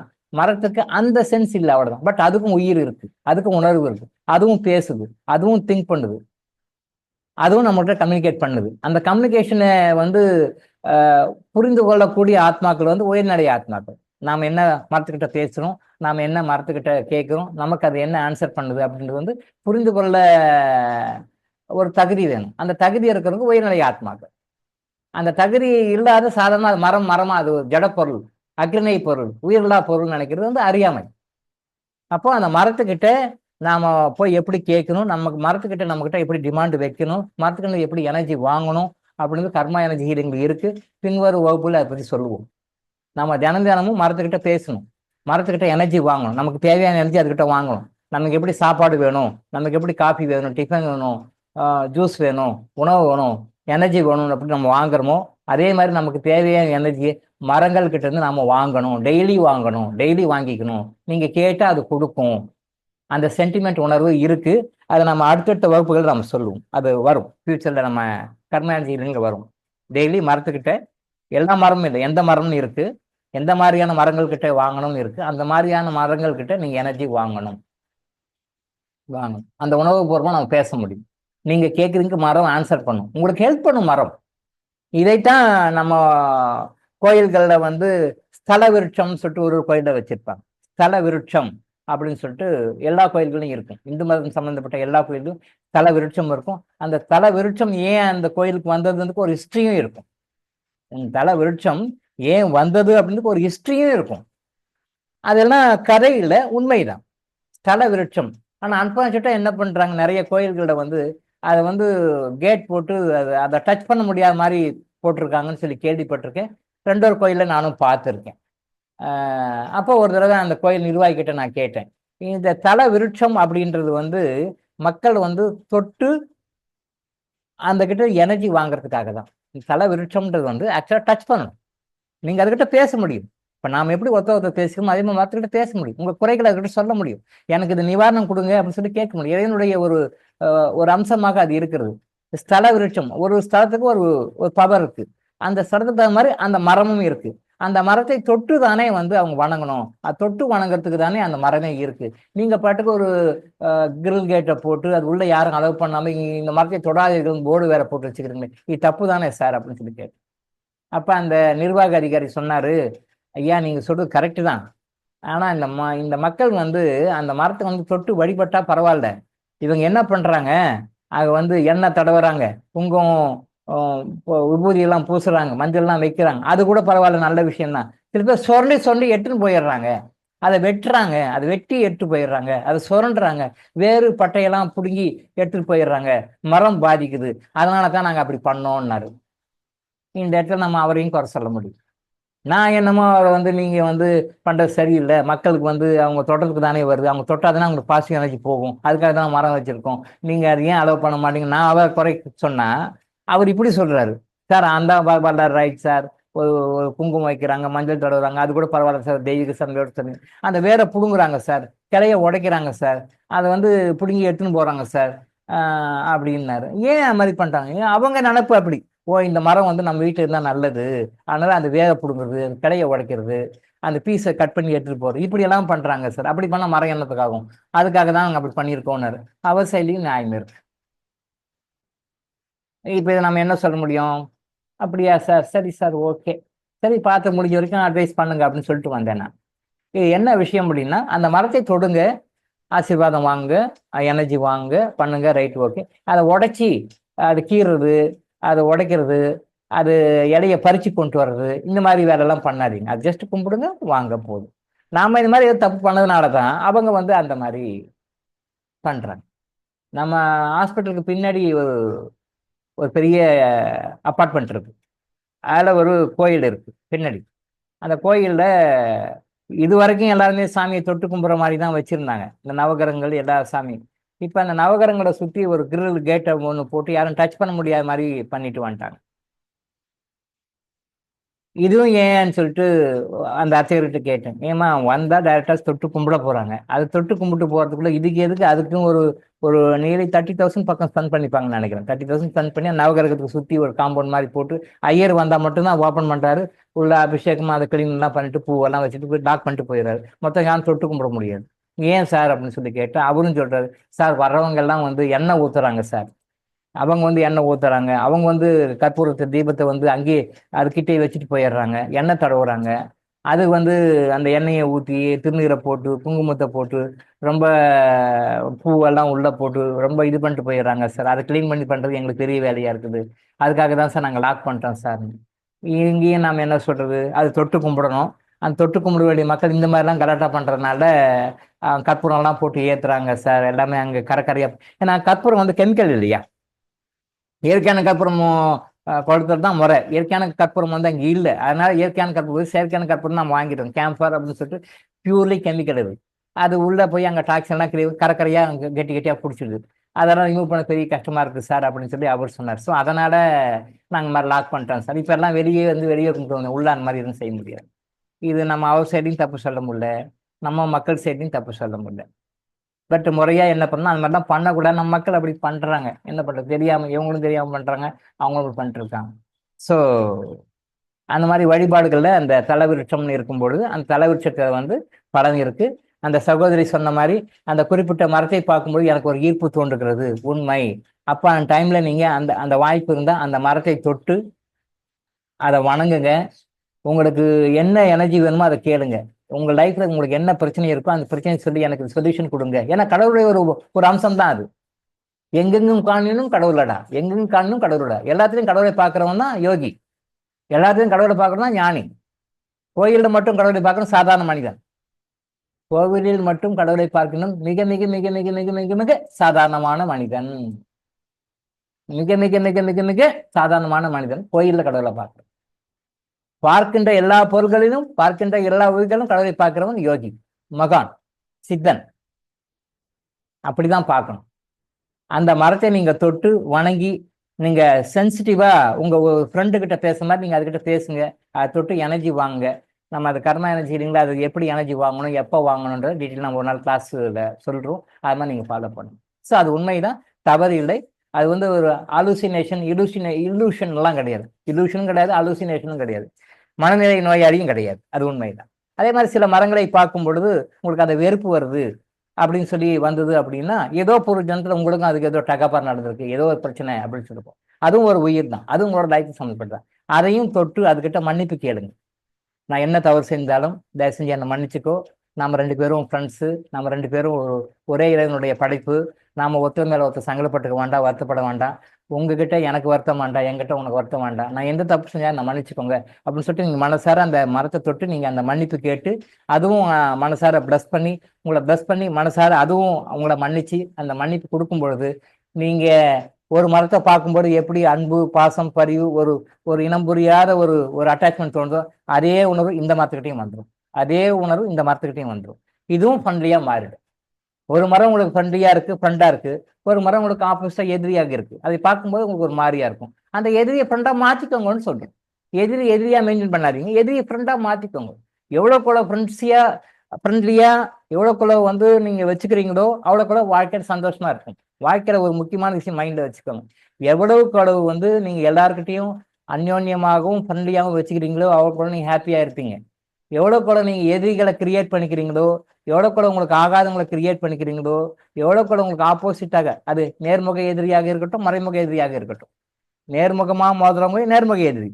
நம்மகிட்ட நல்லாவே பேசிக்கிட்டு குடிப்பதிக்கிறவங்க மறைமுக எதிரி. நேர்முக எதிரிகள் சில பேர் இருப்பாங்க, மறைமுக எதிரிகளும் நிறைய பேர் இருப்பாங்க. நேர்முக எதிரி கூட நம்பலாம், ஏன்னா அவன் நேராக மோதுவான், அவன் நமக்கு எதிரியும் தெரியும், டைரக்டா மோதுவான். ஆனா மறைமுக எதிரி இருக்காங்க பாத்தீங்களா, ரொம்ப ரொம்ப டேஞ்சர். அது மகா டேஞ்சர். அது இது இவங்கள மாதிரி ரொம்ப ஹெவி பாய்சன். அது நல்லாவே பழகிட்டு நல்லாவே பேசிட்டு அந்தாண்ட ஆப்பு சொல்லிக்கிட்டு இருப்பான். நல்லாவே பேசிட்டு அந்த பக்கம் குடி பறிக்கிட்டு இருப்பான். பின்னாடி அவங்க இருக்காங்கன்னு உங்களுக்கு தெரியவே தெரியாது. அந்த மாதிரி நேர்முக எதிரிகளாக இருந்தாலும் சரி, மறைமுக எதிரிகளாக இருந்தாலும் சரி, அவங்களோட ஃப்ரெண்ட்லியா மாத்துறதுக்கு உண்டான வழிகள் கர்மா எனர்ஜியிலும் நிறைய சொல்லிக் கொடுக்கும். அதெல்லாம் ஃபாலோ பண்ணும். எப்பேற்பட்ட எதிரியும் ஃப்ரெண்ட்லியா மாத்திக்கிறான். எப்பேற்பட்ட எதிரியையும், எப்பேற்பட்ட கெட்டவனையும், எப்பேற்பட்ட 1ஆம் நம்பர் துரோகியையும் உங்களுக்கு ஃப்ரெண்ட்லியா மாத்தி அவங்க மூலமாக நீங்க நன்மைகள் அடையலாம். அப்படி மாத்திக்கிற விஷயங்களை சொல்லிக் கொடுப்பதுதான் கர்மா எனர்ஜி ஹீலிங். அப்படி பண்ணிக்கோ. ஸோ அந்த மரங்களை வழிபடுங்க, தவறு இல்லை. மரம் ஆப்போசிட்டான அந்த சகோதரிக்கு சொல்றேன், பேர் எனக்கு தெரியல, அந்த சகோதரிக்கு சொல்றேன். ஃப்ரெண்ட்லியா இருக்கிற மரத்தை ஃப்ரெண்ட்லியா ஹேண்டில் பண்ணி டீல் பண்ணிக்கோங்க. உங்களுக்கு நெகட்டிவா ஆப்போசிட்டா டென்ஷன் எமோஷன் ஆகுதுன்ற அந்த மரத்தை நீங்க எளிமையா உங்களுக்கு மறைமுகமாக இருக்கின்ற அந்த மரத்தை ஃப்ரெண்ட்லியா மாத்திக்கோங்க. ஃப்ரெண்ட்லியா மாத்திட்டீங்கன்னா அதையும் உங்களுக்கு நட்பாக மாத்திடுங்க. அப்போ நண்பர்கள்கிட்ட உங்களுக்கு என்ன கிடைக்கும்? நன்மைகள் மட்டுமே கிடைக்கும். அப்படி மாத்திக்கோங்க. அந்த டெக்னிக் நம்ம ஃபியூச்சர்ல கர்மா எனர்ஜி ஹீலிங் வகுப்புல நம்ம அடுத்தடுத்து சொல்லுவோம். எனர்ஜி எப்படி வாங்குறது, எப்படி எனர்ஜி கொடுக்குறது, இது டெய்லி ரொட்டீன் லைஃப்ல அதை கொண்டு வருவோம். கர்மா எனர்ஜி ஹீலிங் ப்ரோட்டோகால்ஸ்ல இது காலையிலேருந்து நைட்டு வரைக்கும் என்னென்னலாம் பண்ணணும்னு நம்ம ப்ரோட்டோகால் வரும். இது கொஞ்சம் முன்னாடி விளக்கமெல்லாம் போயிட்டு இருக்கு. இது முடிஞ்ச பிறகு அந்த ப்ரோட்டோகால் கொடுப்போம். காலைல எழுந்து நைட் படுக்கிறதுக்கு இங்கே என்னென்னலாம் பண்ணணும், எப்படிலாம் பண்ணணும், அந்த ப்ரோட்டோகால்ல இதுவும் வருது. மரத்துக்கிட்ட நம்ம எனர்ஜி கேட்டு வாங்கிக்கிறது, மரத்துக்கிட்ட ஆசீர்வாதம் வாங்குறது வருது. இது கண்டிப்பா வருது, நம்ம சொல்லிக் கொடுக்கும். சரிங்களா? அப்போ இந்த அறிக்கை படிச்சுட்டு இந்த அமாவாசை வழிபாட்டை எப்படி பண்ணணுன்றதை முடிச்சுக்குவோம். நாங்கள் இறந்த நம்முடைய தந்தை வழி முன்னோர்கள் மற்றும் உறவினர்கள், தாய் வழி முன்னோர்கள் மற்றும் உணர்கள், நம்முடைய முற்பிறவிகளில் சம்பந்தப்பட்ட மறுபிறப்பு எடுக்காமல் உள்ள ஆத்மாக்கள் ஆகியோருக்கு மன்னிப்பு கொடுத்தல். நாம் அவங்களுக்கு மன்னிப்பு கொடுக்குறோம். அவங்க ஏதோ நம்ம மனசு நோக்கடிச்சிருப்பாங்க, நம்மளுக்கு கஷ்டம் கொடுத்துருப்பாங்க, நம்மளுக்கு ஒரு பிரச்சனை கொடுத்துருப்பாங்க. அவங்கள திட்ட வேண்டாம், ஒரு சாபம் கொடுக்க வேண்டாம், அவங்க மேல மனம் வருத்தம் வேண்டாம். ஏன்னா நீங்க வருத்தப்பட்டீங்கன்னா அவங்க ஹையர் லெவலுக்கு போக முடியாது. நல்ல மேட்டர் பார்த்துக்கோங்க. அதாவது அவங்க எப்படி வருத்தப்பட்டா அது நம்மளுடைய இந்த வாழ்க்கையில பாதிக்குமோ, அந்த வருத்தங்கள் நம்மளுக்கு கஷ்டங்களாக வருமோ, அதே மாதிரி நீங்க அவங்க மேல குறை சொல்லி நீங்க அவங்க மேல வருத்தப்பட்டாலும் அவங்க அடுத்த ஹையர் லெவலுக்கு போக முடியாது. இதை மைண்ட் வச்சுக்கோங்க. இது ரெசிப்ரோக்கல் தான். ரெசிப்ரோக்கல் தான். இங்கேக்கு அங்கே, அங்கேக்கு இங்கே. அவங்க எப்படி சந்தோஷப்பட்டா நீங்க நல்லா இருப்பீங்களோ, அவங்க எப்படி உங்க மேல வருத்தப்பட்டா துக்கப்பட்டா நீங்க கஷ்டப்படுவீங்களோ, அதே மாதிரி நீங்க அவங்க மேல சந்தோஷப்பட்டு ஆசீர்வாதம் பிளஸிங் பண்ணீங்கன்னா அவங்க ஹையர் லெவலுக்கு மேல மேல போவாங்க, அடுத்த லெவலுக்கு போவாங்க. நீங்க அவங்க மேல கோபமாவோ, நீங்க அவங்க மேல வருத்தமாவோ, நீங்க அவங்க மேல டென்ஷனாவோ எமோஷனாவோ, அவங்க மேல ஒரு ஒரு வேண்டா வெறுப்பாகவோ வெறுப்புணர்ச்சியோட நீங்க வச்சுட்டு இருந்தீங்கன்னா இது அவங்களுடைய அடுத்தடுத்த ஆன்மீக வாழ்க்கையிலும் சரி, அவங்களுடைய அடுத்தடுத்த பிறப்புகளும் சரி, அடுத்தடுத்த பிறவிகளும் சரி, அவங்க பல வகைகளை கஷ்டப்படுவாங்க. அதுக்கு நீங்க ஒரு காரணமாக இருப்பீங்க. அதனால தயவு செய்து நீங்க அவங்கள பிளஸ் பண்ணி நல்லபடியா அனுப்பிச்சு விடுங்க. அது அவங்களுக்கும் புண்ணியம், உங்களுக்கும் புண்ணியம். உங்களால அவங்களும் பாதிப்பாங்கன்ற உண்மையை புரிஞ்சுக்கோங்க. கர்மா எனர்ஜியிலுங்கள சொல்லிக் கொடுக்குன்ற பாடங்கள இதுவும் ஒண்ணு. உங்களால உங்களுடைய மனநிலையால அவங்களும் பாதிப்பாங்க. இதை மைண்ட புரிச்சுக்கோங்க. அதனால நீங்களும் அவங்களுக்கு நல்லபடியா அவங்க எப்படி நமக்கு பிளஸ் பண்ணணும்னு நீங்க நினைக்கிறீங்களோ அதே மாதிரி நீங்களும் மனசார அவங்களுக்கு பிளஸ் பண்ணணும். இந்த பிளஸ்ஸிங் அவங்களுக்கு போய் சேரும். அவங்க ஹையர் லெவலுக்கு போவாங்க. ஒரே ஒரு வித்தியாசம், உங்ககிட்ட பிசிக்கல் பாடி இருக்கு, அவங்ககிட்ட பிசிக்கல் பாடி இல்லை, அவ்வளவுதான். மற்றபடி அவங்களும் நீங்களும் ஒண்ணுதான். ஓகே, இந்த அறிக்கையை படிச்சு அவர் சொல்லட்டும். தென் யாரையும் மன்னிக்க விரும்புகின்றோமோ அவர்களின் பெயர்கள் மற்றும் உறவுமுறைகளை போட்டுக்காங்க. நீங்கள் இப்பிறவியிலும் முற்பிறவிகளிலும் அறிந்தும் அறியாமலும் எனக்கும் எங்கள் குடும்பத்தினருக்கும் செய்த அனைத்து தவறுகளுக்கும் பாவங்களுக்கும் எங்கள் மனதை புண்படுத்தியதற்காகவும் நான் உங்களை மனதார மன்னிக்கின்றேன். உங்களுடைய எண்ணங்களாலும் சொற்களாலும் செயல்களாலும் என்னுடைய ஸ்லாஷ் போட்டுக்கோங்க, அங்கே எங்களுடைய யார் யார் பேர் போட்டுக்கோங்க அத்தனை பேரும் போட்டுங்க. ஒரு முறை தெரிஞ்சால் ஒரு முறை போட்டுங்க, ஒரு முறை தெரிஞ்சா உங்களுக்கு என்ன தோணுதோ அது ஜென்ரலாக போட்டுங்க. அவர் கடவுள் வந்து மிகப்பெரிய போஸ்ட்மேன். அவர் கரெக்டாக யார்கிட்ட எங்கே கொண்டு போய் கரெக்டாக சேர்த்துடுவார். கிறிஸ்தவர்கள் எங்கே கரெக்டாக கொண்டு போய் சேர்த்துடும். அக்னி பகவான் எங்கே கரெக்டாக கொண்டு போய் சேர்த்துணும் நீங்கள் சொல்லிட்டா போதும், அதை கரெக்டாக அதை சார்ட் அவுட் பண்ணி கரெக்டாக கொண்டு போய் சேர்த்துருவாங்க. கடவுளும் சரி, கிறிஸ்தவரும் சரி, அக்னி பகவானும் சரி பர்ஃபெக்டாக செய்வாங்க. அட்ரஸ் மாதிரி தப்பாலாம் கொடுக்க மாட்டாங்க.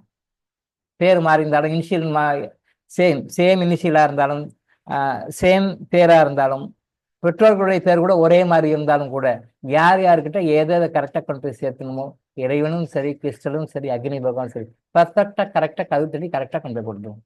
பக்கத்து டோருக்கு டெலிவரி பண்ண மாட்டோம், கரெக்டாக போய் சேரும். ஓகே. எங்களுடைய மனம் புண்படும்படியாக நீங்களும் உங்கள் குடும்பத்தினரும் நடந்து கொண்டதற்காக நான் உங்களை மனதார மன்னிக்கின்றேன். நீங்கள் என் மீது காட்டிய அன்பிற்கும் நான் சுகமாக வாழ்வதற்காக நீங்கள் செய்த தியாகங்களுக்கும் நான் மனதார உங்களுக்கு நன்றி கூறுகின்றேன். நம்மிடையே எப்பொழுதும் அன்பும் ஒற்றுமையும் அமைதியும் நிலவட்டும். இறைவா, இவரை அல்லது இவர்களை பேர் போட்டுக்காங்க. இந்த பிறவியிலும் முற்பிறவிகளிலும் என்னுடைய வாழ்வில் நினைத்து வைத்ததற்காக நன்றி நன்றி நன்றி. ஏதோ காரணங்களுக்காக தான் நமக்கும் அவங்களுக்கும் ஏதோ ஒரு கனெக்ஷன் இருக்கு. இந்த பிறவிலையும் சரி முற்பிறவிலையும் சரி நமக்கும் அவங்களுக்கும் என்ன கனெக்ஷன் என்னன்றது இறைவனுக்கு தெரியும். நம்ம அடுத்த லெவலுக்கு போயிருந்தோம் நமக்கு தெரியும். பட் இப்போ நம்ம அதெல்லாம் போட்டு குழப்பிக்க வேண்டாம். இவரை அல்லது இவர்களை இந்த பிறவியிலும் முற்பிறவிகளிலும் என்னுடைய வாழ்வில் நினைத்து வைத்ததற்காக நன்றி நன்றி நன்றின்னு சொல்லி இறைவனுக்கு நன்றி சொல்கிறோம். சரியா? எல்லா விஷயத்தையும் உங்களுக்கு தெளிவாக சொல்லியிருக்கேன்னு நினைக்கிறேன். அமாவாசை எப்படி வழிபடணும்னு ஏற்கனவே சொல்லியிருக்கோம். அவங்க யார் யாரெல்லாம் பேர் போட்டுக்கிறோங்க, எந்தவர்களெல்லாம் போட்டுக்கணும், அவங்கள மனசார நினச்சி அவங்களுக்கு பிடிச்சதை வச்சு படைச்சி அமைதியாக உட்காந்து ப்ரே பண்ணுங்க. மனசார நினச்சி ப்ரே பண்ணுங்க. நீங்கள்லாம் நல்லா இருங்க, எந்த தப்பு செஞ்சாலும் என்னை மன்னிச்சிருங்க, நீங்கள் நல்லா சந்தோஷமாக இருங்க, அடுத்தடுத்த உயர்நடைக்கு போய் பிறவியற்ற அந்த உயர்நடைக்கு இறைவனோட எல்லாம் சந்தோஷமாக இருங்க அப்படின்னு சொல்லி அவங்களுக்கு ஆசீர்வாதம் பண்ணி சென்ட் ஆஃப் கொடுங்க. நீங்கள் எங்களை ப்ளஸ் பண்ணுங்க, நாங்கள் நல்லா இருக்கணுன்றதுக்காக எனக்கு ஆசீர்வாதம் பண்ணுங்க அப்படின்னு சொல்லி ப்ளஸ் பண்ணுங்க. அவங்களுடைய தவறுகளை நீங்கள் மன்னிச்சிருங்க. அவங்க மேலே எந்த ஒரு எமோஷனோ வருத்தமோ கோபமோ வச்சுக்க வேண்டாம். அதே மாதிரி என்னையும் நீங்கள் மன்னிச்சிருங்க. நானும் என்னோட குடும்பத்தை உங்கள் மனசு நோக்கிற மாதிரி நடந்ததுக்கு தயவு செஞ்சு மன்னிச்சிருங்க. நாங்கள் நல்லா இருக்கணும் மனசார ஆசீர்வாதம் பண்ணுங்க அப்படின்னு சொல்லிட்டு ரிக்வஸ்ட் கொடுங்க. அவங்களையும் ப்ளஸ் பண்ணுங்க, நீங்களும் ப்ளஸ் பண்ணுங்க. Mutual blessing. நீங்கள் நல்லா இருக்கணும்னு கொடுப்பாங்க, நீங்கள் அவங்க நல்லா இருக்கணும்னு கொடுக்குறீங்க. எந்த அளவுக்கு ஹோல் ஹார்ட்டோட நம்ம கொடுக்குறோமோ அந்த அளவுக்கு நாமளும் நல்லா இருப்போம், அவங்களும் நல்லா இருப்பாங்க, எல்லாருமே நல்லா இருப்போம்.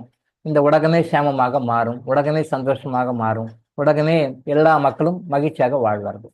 கர்மா எனர்ஜி ஹீலிங் தான் இதை கையில் எடுத்து உங்களுக்கு இந்த மாதிரி விஷயங்களா மற்றவங்க யாரும் சொல்லாத விஷயங்களை சொல்லுது.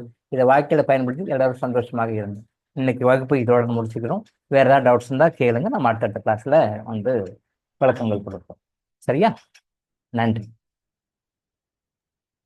நன்றி ஐயா.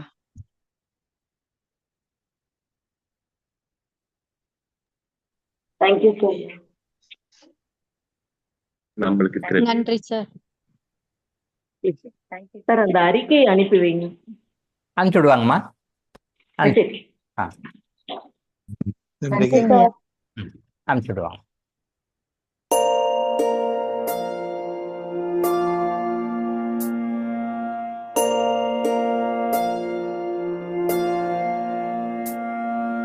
கருவாக்கி உருவாக்கி எனையாண்டு காத்தருளும் இறைவா நன்றி.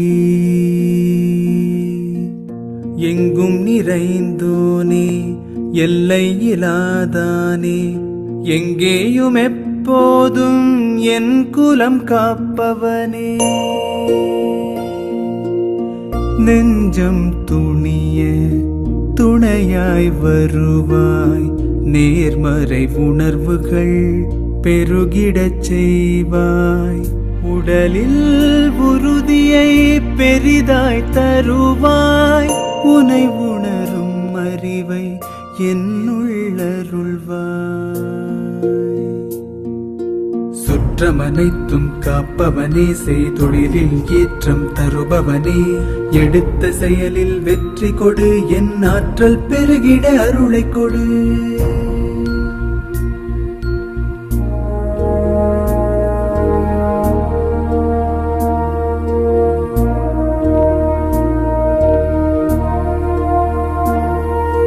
கருவாக்கி உருவாக்கி எனையாண்டு காத்தருடும் இறைவா நன்றி. வல்லமை தந்து நீ வளர்ச்சி கொடு, அகத்திலும் புறத்திலும் மலர்ச்சி கொடு. வளர்ச்சி கொடு, மலர்ச்சி கொடு, வளர்ச்சி கொடு, மலர்ச்சி கொடு.